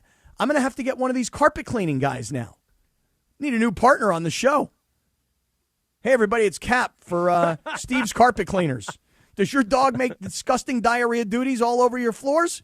Call Steve, because Steve loves to clean it. Steve's got a pretty he's got a lot of variety in his businesses. Right. He had colonics, right? Which, Steve's interestingly enough, kind of works hand in hand with this cleaning business. If anybody else has any other product that you recommend that will clean the carpet and will get the smell out, because I am dealing with a mess. And even in commercial breaks, I'm on my hands and knees scrubbing like an animal. None of the Have 5 you used kids them all? can help you? Well, there's nobody here. Everybody's gone. Have you used them? Yes. The different ones. Yeah, I've created and a nothing cocktail. has worked? Yes, I've created a cocktail of all 4. Now, Resolve, you have to spray it, let the foam sink in for a while, and then you go and attack it. You're exactly right, by the way. That's exactly right. You got to first wet it and bubble it, and then you go in with the towel, and you try and clean it. You try and wipe it off. Yeah. But it's pretty bad, man. Have you tried it with a brush? Not a towel? Maybe a brush. Oh, good idea. Yeah, Jorge try it with a Briones. brush. Yeah, with Good some idea. bristles, yeah. Mm-hmm. Yeah. Then you got to worry about the padding underneath the carpet. Because if that's got stuff in it, then you got a real problem. Right. Now you got major issues. So Get rid of the carpet, man. No more carpet. No, I'm done with carpet. Why don't you get some tickly walnut in there? Yeah. Well, that's what's happening. And that's what's next. Hernandez is getting ready to refloor the entire joint. Yeah. Forget about the carpet cleaner. You just call Steven Hernandez and go, hey, I need new carpets. In this case, I need new flooring. Forget about carpets. I'm done with carpet. Go a little tickly walnut, and what you do is you put an area rug underneath you. So that way it absorbs the sound. You get a big enough area rug. Well, and then that way, if he does the duty on the area rug, you can always just toss it. Don't get like an expensive one. Yeah. I'm going to have to do something, man. That's all I know. It's bad. It's a bad situation. So Ashton Genty, by the way, you mentioned this earlier, Captain. Mm-hmm. You're speaking of, messes. The Raiders have been a mess. And Genty apparently helped off the field for what you said was a sprained ankle. Now, it could be, sprained ankle sounds like, it's sprained ankle. Could be bad. You never know. Well, a lot of times you hear about guys. Remember last year, since we were talking about the Chargers, remember Paul Pierce was wheelchaired off a court one time. Right. And he came back in the game. But I was going to make the analogy. He also, I believe, then admitted one time he did a duty on himself. Right. That was not. Yeah. Right. Was it really because he had an ankle issue, or was it really because he didn't want everybody to see what was going on back door? Right. Sometimes you hear about a guy who has a high ankle sprain, and you go, okay, well, it's just an ankle sprain. But according to the doctors, a high ankle sprain is a completely different level of sprained ankle. And we think of a sprained ankle as, you're walking down the street and you twist your ankle and you're like, oh, man, I sprained my ankle. And you go to a CVS and you get yourself an ACE bandage and you're like, okay, I'll survive. But the way this Ashton Genty injury was described yesterday by the media that was there watching was that he was down. The trainers came to him. He left the field. He couldn't put any weight on his leg. And the whole team is down on a knee with their head bowed, praying, our Father who art in heaven. Right. I mean, everybody's down there praying. How'd that work for you when they used to do the prayer in football when you were playing? Well, put it this way. Most people, when I say our Father who art in heaven, hallowed be thy name, thy kingdom come, thy will be done on earth as it is in heaven. Like when I start getting into it, people are like, how do you know that? And I'm like, because every game we did it. And so one time they said to me, hey, Cap, today's your day. We want you to lead the team in prayer. And I said, I've been waiting for this for a long time. Baruch atah Adonai Eloheinu melech haolam. Yeah, I went all Hebrew on him. You know what I mean? I did. But doesn't it sound like this Ashton Genty thing is a massive issue? That sounds worse than it is, yeah, for sure. Well, right, like it's not an ACL. It's not an Achilles. A sprained ankle can take time to heal. Yeah. But let's think about where we are right now. Today is Monday, August 24th, and the Raiders will kick off Sunday, September 13th. Oh, really? It's the 13th. Or 12th? I wasn't really sure the date. I thought it might have been a hair earlier. But the Rams play on the 10th. No, 13th. 13th. Okay. Yeah. Okay. So today's the 24th of August. The 13th. You know what? I mean, I got to think he's got enough time. Yeah, 3 weeks is a good amount of time. And the first game of the season for the Raiders is at home. Against the Dolphins, who stink. So I would say that if I'm the Raiders, I'm looking at September 20th on the road. Yeah, maybe like a full month off, yeah, right? Right. When the Raiders take over SoFi Stadium to play the Chargers, that would be for me. I mean, they're going to lose that game anyway. Yeah, I mean, I listen, how about this? How about keep them out the first 2 weeks and play them at the Saints on September 27th, which would give them like more 5-ish weeks. Yeah. Yeah. So this Ashton Genty thing, if you're a Raider fan, I know everybody was holding their breath yesterday, but if I have to, I mean, it just sounds better to me today than it did yesterday. Good news for the Niners, though. George Kittle off the PUP list. He's going to be ready to go week 1. Now, can I balance that with bad news for the Niners? Okay. Have you not seen the story that's breaking this morning about their owner, Jed York? I did see that, but, I don't know. I don't think that necessarily affects them on the field. No, but that's just terrible publicity for an organization. Oh, no. Agreed. I have decided in my life that... Say the story, just that he was arrested. He was allegedly... Well, I don't know. I guess he's been allegedly arrested in Ohio for a prostitution-related case, we'll call it. Come on, bro. Really? You're the owner of the 49ers, and you go to your hometown of Youngstown, Ohio, and you're getting involved in a prostitution ring in Youngstown, Ohio? I mean, listen, if you've ever been to Youngstown, Ohio, and I have many times, I just don't think the quality of prostitution is... Why, Cappy? Why? But that's my question. Why? Why would Jed York ever put himself into this kind of position? I mean, really, come on, man. You're the owner of an NFL franchise. You're in a tiny little town. Come on. You're going to put yourself in this mess? What a dummy. What a big, giant dummy. Seriously, if this were New York or L.A., and I don't even know. I mean, I don't even know what prostitution is anymore. Seriously. But What kind of dummy puts himself in this position, especially in the aftermath of Bob Kraft from years ago? That's why I stopped going, getting massages. Seriously. All right. Oh, all right. All right. I mean, we can all agree, Cappy, you went too far there, right? Did I? I think so. You went a Which hair part? too Which far. part was it?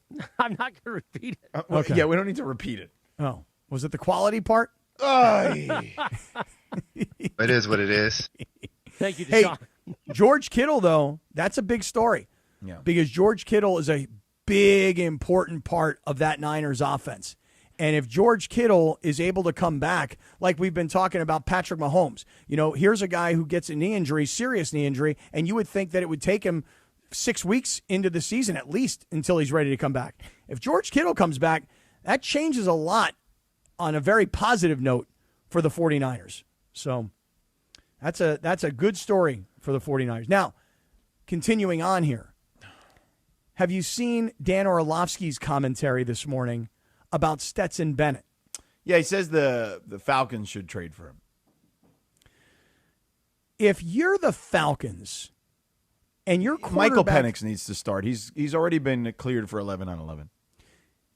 if you think that Stetson Bennett is a better option than Michael Penix coming off a knee injury with a long history of knee injuries, yes, and Tua with a long history of concussion-related injuries and others, you're talking about the Falcons having 2 first-round quarterbacks. And Dan Orlovsky thinks that Stetson Bennett might be a better option for the Atlanta Falcons. A return to Georgia for Stetson Bennett, per Dan Orlovsky's suggestion. How bad is the Falcons' quarterback situation that Dan thinks that Stetson might be better than both of the guys that they've got? Yeah, I would disagree vehemently with Dan Orlovsky that he's better than either guy. Well, I don't think anybody in Atlanta has been overly impressed so far with Tua, number one. No, but again, Tua's actually won games in this league against real players. And put up big numbers. And went to the playoffs. Like, what are we doing here? Well, you told me earlier today that my opinion doesn't really count compared to Maurice Jones-Drew because he played in the NFL. But this is also, but again, it doesn't in comparison to observing what a guy did in an individual game. I don't know what Dan Orlovsky's doing here. I mean, look, he's great at what he does, but I don't know what he's seeing that makes him believe that Stetson Bennett is better than 2 guys that have actually won games in the NFL right now. Well, I think what we neither should do, of which who are like over the hill old or whatever. You know what I'm saying? Like, I don't get it. Here's what I think we should do. Let's get Dan Orlovsky Get Orlovsky on the show on. tomorrow. Yeah, that's Let's fine. get him on tomorrow. Who's going to book him? Because I don't know him. I don't know him either. Oh, good. So that neither you nor I are very helpful right now. Right. However, given the connections within the company, email somebody at ESPN. They'll get it done. Right. Who are we going to email? Or who's going to do it? Who's going to do it today? Who's taking the lead on getting Dan Orlovsky on the show tomorrow? Have Bergie handle it. Oh, Hey, wait. I'll try. Ooh. Briona's stepping up in a big way. I like that. Why don't you email one of the radio people at ESPN Radio and just see if they'll help. All right. I'll text Keyshawn. I bet he has his number. Yeah. Man. Yeah, I would be very, very curious to hear from Dan Orlovsky, who I think is a terrific analyst. He was not, I'm not trying to knock the guy at all. He was not a great NFL player. But to his credit, he made it to the NFL, and he made it on regular season team rosters. And so Dan Orlovsky has an opinion that has some value to it. I would love to hear why Dan Orlovsky thinks that Stetson Bennett is a better option than Tua and Penix. And maybe what he's saying is that Tua hasn't played well and that Penix isn't ready to come back yet. Because, George, you say that Penix is cleared for 11 on 11, but is he cleared medically for game action, or is he only cleared medically for – I'm assuming you're reading the report. I'm just reading what it was written, Cappy. Yeah. So, listen, I believe Stetson Bennett is ready to be the Rams' backup quarterback. I mean, if you're going to convince me if Fernando Mendoza should start over Kirk Cousins, I'll hear that. I'm with you on that, to be honest with you. But Stetson Bennett better than Penix or Tua right now? No, not saying that. And again, I feel like I come across as this guy who really dislikes Stetson Bennett, and it's not. It just feels like the comparisons we make here with him are just not realistic. Well, the other thing I would say to Dan, if we could get him on tomorrow, Dan, listen, let me ask you this question. If you have Penix and Tua currently, those are two left-handed quarterbacks. So if by chance you decided that you're going to throw in a right-handed guy, Dan would know better than both of us. That changes a lot of the calculus for their offense. Because right now, they're working on a right tackle to protect the backside of a left-handed quarterback. And everything that their offensive coordinator, I think his name is Tommy Reese, the old Notre Dame quarterback, everything that they're doing is for a left-handed thrower. The whole offense is about the quarterback being left-handed. That's why you got Tua. You and I talked about this when they signed Tua, that I thought it was a great move because if Penix is your starter and Tua's going to hold down the fort until Penix comes back, your offense is the same because both guys are left-handed. If you all of a sudden infuse a right-handed throwing quarterback into an offense, it changes everything for everyone. Now, Dan would probably say to me, yes, you may be right, but look at every other NFL roster that has a left-handed quarterback. Does every NFL quarterback who's left-handed have a backup who's left-handed? And the answer is probably not even close to yes. But I'd love to talk to Dan Orlovsky because it sounds to me like he's either a Stetson Bennett believer or he is a Tua Penix doubter. Well, and I'd love to know which one it is. Yeah. I'd love to know which one it is. The 9 a.m. hour on the Sedano and Kap Morning Show, always made possible by Jacob and He's on McAfee right now. Maybe he'll say it. If you're injured in an accident, pause that, Jorge, and then we'll pot it up. If you're injured in an accident, call Jacob 800-345-6789. That's 800-345-6789. Or call jacob.com. Also, the 13th annual SoCal Hyundai ESPN LA Golf Classic presented by Vista Paint is back next Friday. Not next Friday, but this Friday. Tune in for the all-day live broadcast of Black Gold Golf Club in Yorba Linda. Proceeds benefit the V Foundation for Cancer Research. Special thanks to Vista Paint, where color, creativity, and chemistry meet. Nice. I met the Wild Fork, the woman who is in charge of Marsha Wild Green. Fork over the weekend. Yeah, Marsha's great. Yeah. When I was at the Rams game, when I was down on the field kind of just observing some of the Saints players, because I wasn't as familiar with them, obviously, I ran into some of our teammates, Jason and Deshay, and they were with Marsha. And they introduced me to her. I told her, I love your commercials with Sua. And she asked if I had been to one of the Wild Forks yet. I said I had not, unfortunately. But I was looking forward to going. I got to go over to Sua's place. I got to see this snake farm that he has because I'm just petrified of snakes. So somebody who has like their own snake farm and like aquariums everywhere and giant snakes all over the place, I'm petrified, but I'm curious. You think, Chris, you think it's too much to ask Sua? Like, hey, man, you mind if I come over and check out your snakes? I mean, listen, I'm sure he'd be into it, but it's like it's a weird setup, apparently, because of the families involved. I don't know. I'm not going over there with you, though, because Yo-Yo, his mom's going to stab me right in the heart. Oh, really? In the heart? Yeah. Not going to get you in the back, huh? No. She's going to do it right in front of your face. She's coming right at you. I love it. Oh, that's great. By the way, Marsha Green, a big Yacht Week crew person. That's why we do the Wild Fork Yacht Rock Rejoin of the Day. She'll be there December 11th with us for Yacht Week crew at the Wiltern in L.A. December 11th, a Friday, a Saturday. What do we got? I believe it is a Saturday. No, it's a Friday. Okay. Even better. Even There you better. have it. Cappy, did you see this story about Daquan Wright and the Cleveland Browns? I know we talked about the Cleveland Browns today. The tight end from Ole Miss. We talked about this briefly the other day, how there's all these kids, right, who went into the portal from the NFL, which is super strange. And you know who picked them up? I think I saw that Lane Kiffin, who was his coach at Ole Miss, is now bringing him to LSU. Yeah. And, he's a legit good, SEC tight end. He's, borderline NFL tight end. I believe I had read, because I didn't know much about the kid, undrafted free agent. Does that sound right to you? And was probably not going to make the Cleveland Browns Correct. team. Yes. So Lane Kiffin starts calling him And he apparently called the coach. Did you see that story? No, he called Todd Monken. And Monken really? was like, yeah, I got a call from Lane Kiffin the other day. I didn't get a chance to call him back. Now I know why. Yeah, so that's the story. Lane Kiffin, it's so strange to me that these college coaches are like, well, as camps are going to break, let's hit the waiver wire from the NFL to find out who's not making it in the NFL that we could recruit back here to college football. Think about this, George. You're an undrafted free agent who's probably going to make a practice roster if you're lucky enough to make a practice roster. Right. Or you could go back to college and make a hell of a lot more money, get another year of playing in, get another year of film, and then go back to the NFL a year later and go, yeah, I went back to the minor leagues. I will say this.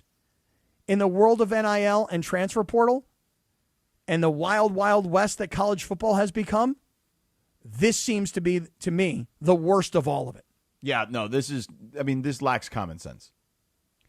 You've left college. You've signed with an agent. You've gone through the draft process. You are signed by not one, two different NFL teams. Because this young man you're talking about, I believe he was originally signed by the Eagles. Yeah. He was waived by the Eagles and signed by the Browns. Yeah. So you've been to two different NFL franchises. And now, because you're not going to make the team, you're eligible to go back to college. If I were a player, this would be a godsend. Oh, no, as a player, you love it. But if you're a college football coach, you love it. Yeah. Hey, I just had a guy who just spent the last 5-6 weeks training with an NFL team. Now I get him back here at LSU. Couldn't make the Browns, but he makes us better here at LSU. Yeah. This is bad news. Yeah. When guys get cut by NFL teams, but they're all of a sudden eligible to go back to college and, by the way, make more money in college than they would in the NFL. Bad news. I'm with you, Cappy. This one lacks common sense, I would say. I'm generally pro-player, but this one is also kind of ridiculous. Yeah, I can't even believe it. I really can't believe it. So there, I'm watching Orlovsky now because I'm wondering if he's going to talk about this. No, whole he's talking about situation. Deshaun Watson right now. Yeah, he's This driving Deshaun- back from New York to Connecticut, where he lives, I presume. Why don't you slide in his DMs, Cappy? Okay, all right. Maybe I will. Maybe I will. You think he'll respond? I mean, he probably gets a lot of DMs. Yeah, I would think. I mean, with the amount of media that he's doing, with the amount of exposure he's got, I would think Dan Orlovsky might not reply to every. He's also DM. got terrible food takes, apparently. Oh, is that right? Yeah, that's kind of a thing. Yeah. By the way, if we were doing the Lindsay segment, it would be brought to you by Hernandez Wholesale Oh, Flooring. we're not going to do it? No. Hernandez Wholesale Flooring. Get those old floors replaced for Labor Day and for the fall. For football, visit HernandezWholesaleFlooring.net or the showroom next to the Commerce Casino. Hernandez Wholesale Flooring. No games, no gimmicks, no sale beats wholesale. Lindsay is dealing with some family stuff. She'll be back as soon as possible. Bergie's not here, and I don't have the stories in front of me. So. Oh, I thought, well, I mean, listen, just get yourself some tickly walnut over there at the Hernandez store. By the way, I spoke to Lindsay on Friday. Yeah. Oh. Yeah. Had a nice talk with Lindsay on Friday. Oh, She's okay. taking care of some family business and doing some things that are important in her real life. Mm-hmm. And she'll hopefully get back to us as soon as she can. Okay. Well, we wish her the best. Dan Orlovsky. All right, you know what? I can't even slide into his DMs, Chris. Right, because he's one of those people that you can't slide into their DMs if he doesn't follow you. Well, that and yeah, I mean, and right. So he doesn't follow me. Right. And I don't see any sort of like a little mailbox that I can chime into. That's how I got set up too. I'm like, I don't know how to deal with this. All right, well, I'll figure out an angle. I'll talk to some people. All right, Talk to some people. You listen. You got the juice, pal. You might can just do end it. up with Keyshawn tomorrow then. Listen, I'd be fine. I actually like the idea of us kind of doing like our own like thing, right? Like, having a big name guest is great, and I think we should chase those. And and by big name guests, I mean whether Orlovsky's, he may or may not be in that category. I don't know how people deem him, but like we had Barkley on obviously during the playoffs or whatever, that kind of stuff for sure. But I think we should also kind of like revel within our own kind of little fraternity here. Like we've got the Travis Tuesdays coming up. You got Evan on Mondays. I actually think 9:30 on Mondays, we should do Mason Mondays. Ooh. Oh, yeah, well, I don't know if he'll be up at 9:30, but we'll try. Chris, you didn't seem excited by that. I just know that, like, that's going to be like, I'm going to have dinner about it. It's just a whole thing. Why dinner about it? Why can't I just text him and be like, hey, you want to do Mason Mondays at 9:30? He wants me to go to dinner anyway before the football season starts with him. Hey, speaking of Is the he start back of football yet? season. No. Yeah, I think I saw him on social media say he's back on the air on Wednesday. You know, he's like, I know I'm Where in getting a the lot of world heat is from he? everybody asking me, hey, are you still on the show or do you still work at Well, ESPN it's in the LA? evening over there, so I'll text him right now. Okay. Well, he's been, let's see, where's he been? I think most recently I saw him in Amsterdam. Prior to that, I think he was with Luka and the entire Laker traveling party. By the way, I might need you to talk to Evan Sedano because he's fighting me on the Monday thing. So, Well, he can do another day, but it just, we can do Mason Mondays then, like, actually on the air then, if that's the case. Well, wait, but Chris, what are you saying? That you need George to convince Evan to do Mondays? I mean, I convince him, but I would like. What day? Let's just map this out right now. Let the audience behind the curtain. All right, what day is Keyshawn? Wednesdays? Well, you don't know. We haven't established that yet, but he could be Wednesday. Yes. Okay. So what day can Evan do? He likes Tuesdays at 8:00. I know, but we got Travis now. All right. Do we have to have Travis on Tuesday just for the alliteration? Well, of Travis Tuesday Tuesdays makes sense. Yes. Really, you couldn't have Travis Thursday. I mean, it doesn't sound the same. Mm-hmm. Do you think there's any way we could pull off Evan and Travis in the same hour without crashing the clock? Oh, God, no. No, absolutely not. No chance. Because I'm already getting it from people that are saying, I love the Evan Hour featuring Sedano and Cap. So I'm already getting that. So I don't think so. Now, I guess you want Travis on the radio, right? Not on the digital hour? No, we want Travis on the radio. I would love Mason on the radio, too, if we would do Mondays without Evan. What's I'll text Mace him going right to tell you? Mace doesn't watch anything. He's still Steve Mason. Well, he told everybody he's going to the USC game this Saturday. Yeah, it's going to be like 1,000 degrees at noon. For Oh, kickoff. dude, 1,000 degrees? Listen, anybody watch the Dodger game yesterday and how empty it was at Dodger Stadium? And look, I get it. They're playing the Pittsburgh Pirates. The Pirates are not an exciting team. They don't bring something that inspires Dodger fans to go, oh, hey, guess what? They're playing Pittsburgh. Let's get out there and see what's going on. But it was so hot. And as you guys, so many people know, there are very few places to hide in Dodger Stadium, right? It's like the Coliseum. In the Coliseum, you cannot hide. No, there's no hiding. There's no, Right. in some stadiums, right, like the second deck comes over the first deck a little Right. bit or whatever. You know what I mean? Like, yeah, there's none of that at the Coliseum. And the Dodgers at Dodger Stadium, the first, I'm making this up, but like call it the first 50 or 100 rows, they're all exposed to the sun. This is down by the field level. Yeah, you got to get like those back like 5, rows or so in the Right. first level, right, where you're Where you're definitely shaded. covered no matter what. Right, exactly. And so I was watching the Dodgers yesterday, and I'm going, wow, it is freaking empty there, because you're just accustomed to seeing Dodger games at 55,000 people every single game. But when it's freaking just, desert hot like it has been, and you're going to go sit there and watch a Dodgers-Pirates game on a Sunday afternoon and bake, like literally bake in that oven, I'm good. I'll watch it on TV. But I will, hey, listen, credit to all those Dodger fans that show up and find their shade and enjoy their team and watch them sweep through Pittsburgh. But I'll tell you right now, man, that is not a place I want to be on a Sunday afternoon, 100-degree heat against Pittsburgh. I'm with you, Jack. Yeah. All right, let me do this. There's a guy, I've never heard of this guy before in my life until yesterday, who went completely viral. Dallas Cowboys offensive lineman who is the first ever NFL player who is of Navajo Indian descent. Okay. So here's the thing about this young man. The Cowboys play their preseason game, and you guys, anybody really care about the result of the game or who they were playing? I'm sure nobody does, and I didn't either. And I would never, ever, ever have known anything about this kid if it wasn't for what happened after the game. So the game ends, and, listen, if you are of Navajo Indian descent, you're like, wow, this is the first guy we've ever had. George, how often do you celebrate? Hey, this guy's Mexican. He plays in the NBA. I do it all the time, too. I'm like, hey, that's my Hebrew brother. There just aren't very many of us playing pro sports.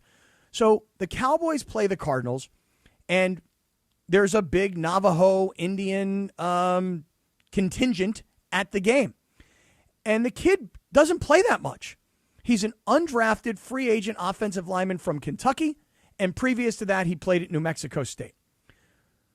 So when the game ends, this contingent of Navajo Indian people who are there because, hey, this is the first guy from our lineage that's playing in the NFL. They're rooting for this guy. They're cheering for him like as if he just scored the game-winning touchdown on the last play of the game. Mm-hmm. But in reality, because I had to look this stuff up, he's a third-string offensive lineman who only played in like the last series of the game. Cowboys won 34-13. So he was part of a series where they scored a late touchdown. Game ends. Kid is walking off the field. This contingent of Navajo Indian people are cheering, going absolutely crazy. He's coming over to him. He's hugging it out with all these people. He loves it. They love it. And they get to the locker room. And Brian Schottenheimer, the coach of the Cowboys, probably doesn't even barely know the kid's name. Says, oh, my God, did you guys see what happened out there? I got the audio. So here, let's hear what happened. Hey, man, hey, be quick. One, things to clean up for sure always is, right? Okay? But the play style's right. It's right. I'm proud of you guys for that. But I saw something I've never seen before. 25 years in the NFL. An entire section cheering for one man. And that man's going to break us down.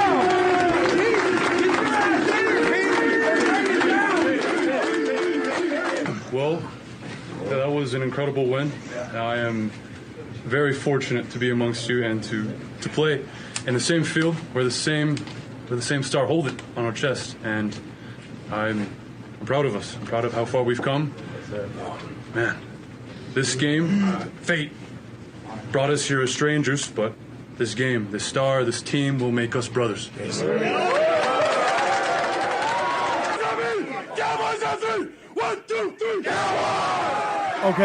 Okay, just want everybody to know, literally chills up and down my arms. This game brought us here as strangers, but this star and this team will make us brothers. George, hear me out when I tell you, that kid better make that team. That brother better make the Cowboys. Third string offensive lineman, undrafted, nobody knows this kid's name. That kid better make this team. Because let me tell you something right now. Mm-hmm. I know it's the preseason, and this stuff sounds super corny to most people, but to me, that's the kind of guy that you have on your team, because when he talks, people listen. And yeah, he may be undrafted, and he may be an afterthought, but there's something that he just brought to that locker room that creates a brotherhood, and he's great for that team. Now, I don't know if he can play or not. I have no idea. I literally have no idea whether or not the dude can play. He's big, looks strong, okay? But what he just said right now, that makes the team. That speech after the game, that makes the team. I'm going to be real disappointed if this kid gets cut. And if he does, I'm talking to Sean McVay immediately. Sign this brother right here. If he makes the team, Beto make the T-shirts. No? There you go. There you go, man. Serious, that was beautiful. Wasn't that beautiful? It was beautiful. And Brian Schottenheimer, way to go, man. Way to hear that, see that, recognize that, and go bring this kid up here and let him break everybody down. That was awesome to me. God, I wish I knew how to pronounce his name. His first name is it's like Shiaz. I hope I'm saying it right. Shiyazh, Shiaz. Last name is Pete. And I was reading about him this morning. I mean, like full parents, Navajo Indians. I want to say from like somewhere in like Montana or someplace like that, North Dakota, Montana, kind of up there. And then family moved and winds up, playing football kind of late in his high school career. And then because this is in New Mexico by this time. And then New Mexico State. And then, like I said, transfer to Kentucky. And now undrafted free agent. But man, you put an undrafted free agent who's a third-string offensive lineman in front of the entire team. You heard him. He said, man, this is tough. But he was, he was very sincere. I love that. I hope this kid makes the team. I really do. That's it. Everybody wanted to hear the story. There you go. There it is. You got it. I love it. That's is that like your dealer's choice? It could be. I think we could call that a dealer's choice. Okay, fair enough. All right. There you go. The dealer's choice brought to us by Seller's Advantage. Want to sell your house before you call an agent? Call Seller's Advantage. They'll buy it as is. With a competitive cash offer, no repairs needed. They make sell it easy. Call 888-390-AS-IS for a no-obligation offer. Or visit sellersadvantage.com. Providence Realty, DRE, 0191-5212, Cappy. Also, need more Lakers talk in your life? The Ball Knower Extreme Duo of Mike Trudell and Geeter McGee. They are back tonight, 7 p.m. after the debut episode of Trojans Live as we get ready for the season. Trojans Live, that's at 6 p.m. Then Lakers Talk at 7 p.m. with Geeter and Trudell right here on ESPN LA. And 7:10 a.m. They're going to be talking about who had the most fun on the Lakers team trip to Slovenia. Discuss it tonight on Lakers Talk. ESPN LA. That's right, Geeter. That's right. Meanwhile, should we do the calendar? Do the calendar. Let's get out. We missed it. I missed the calendar.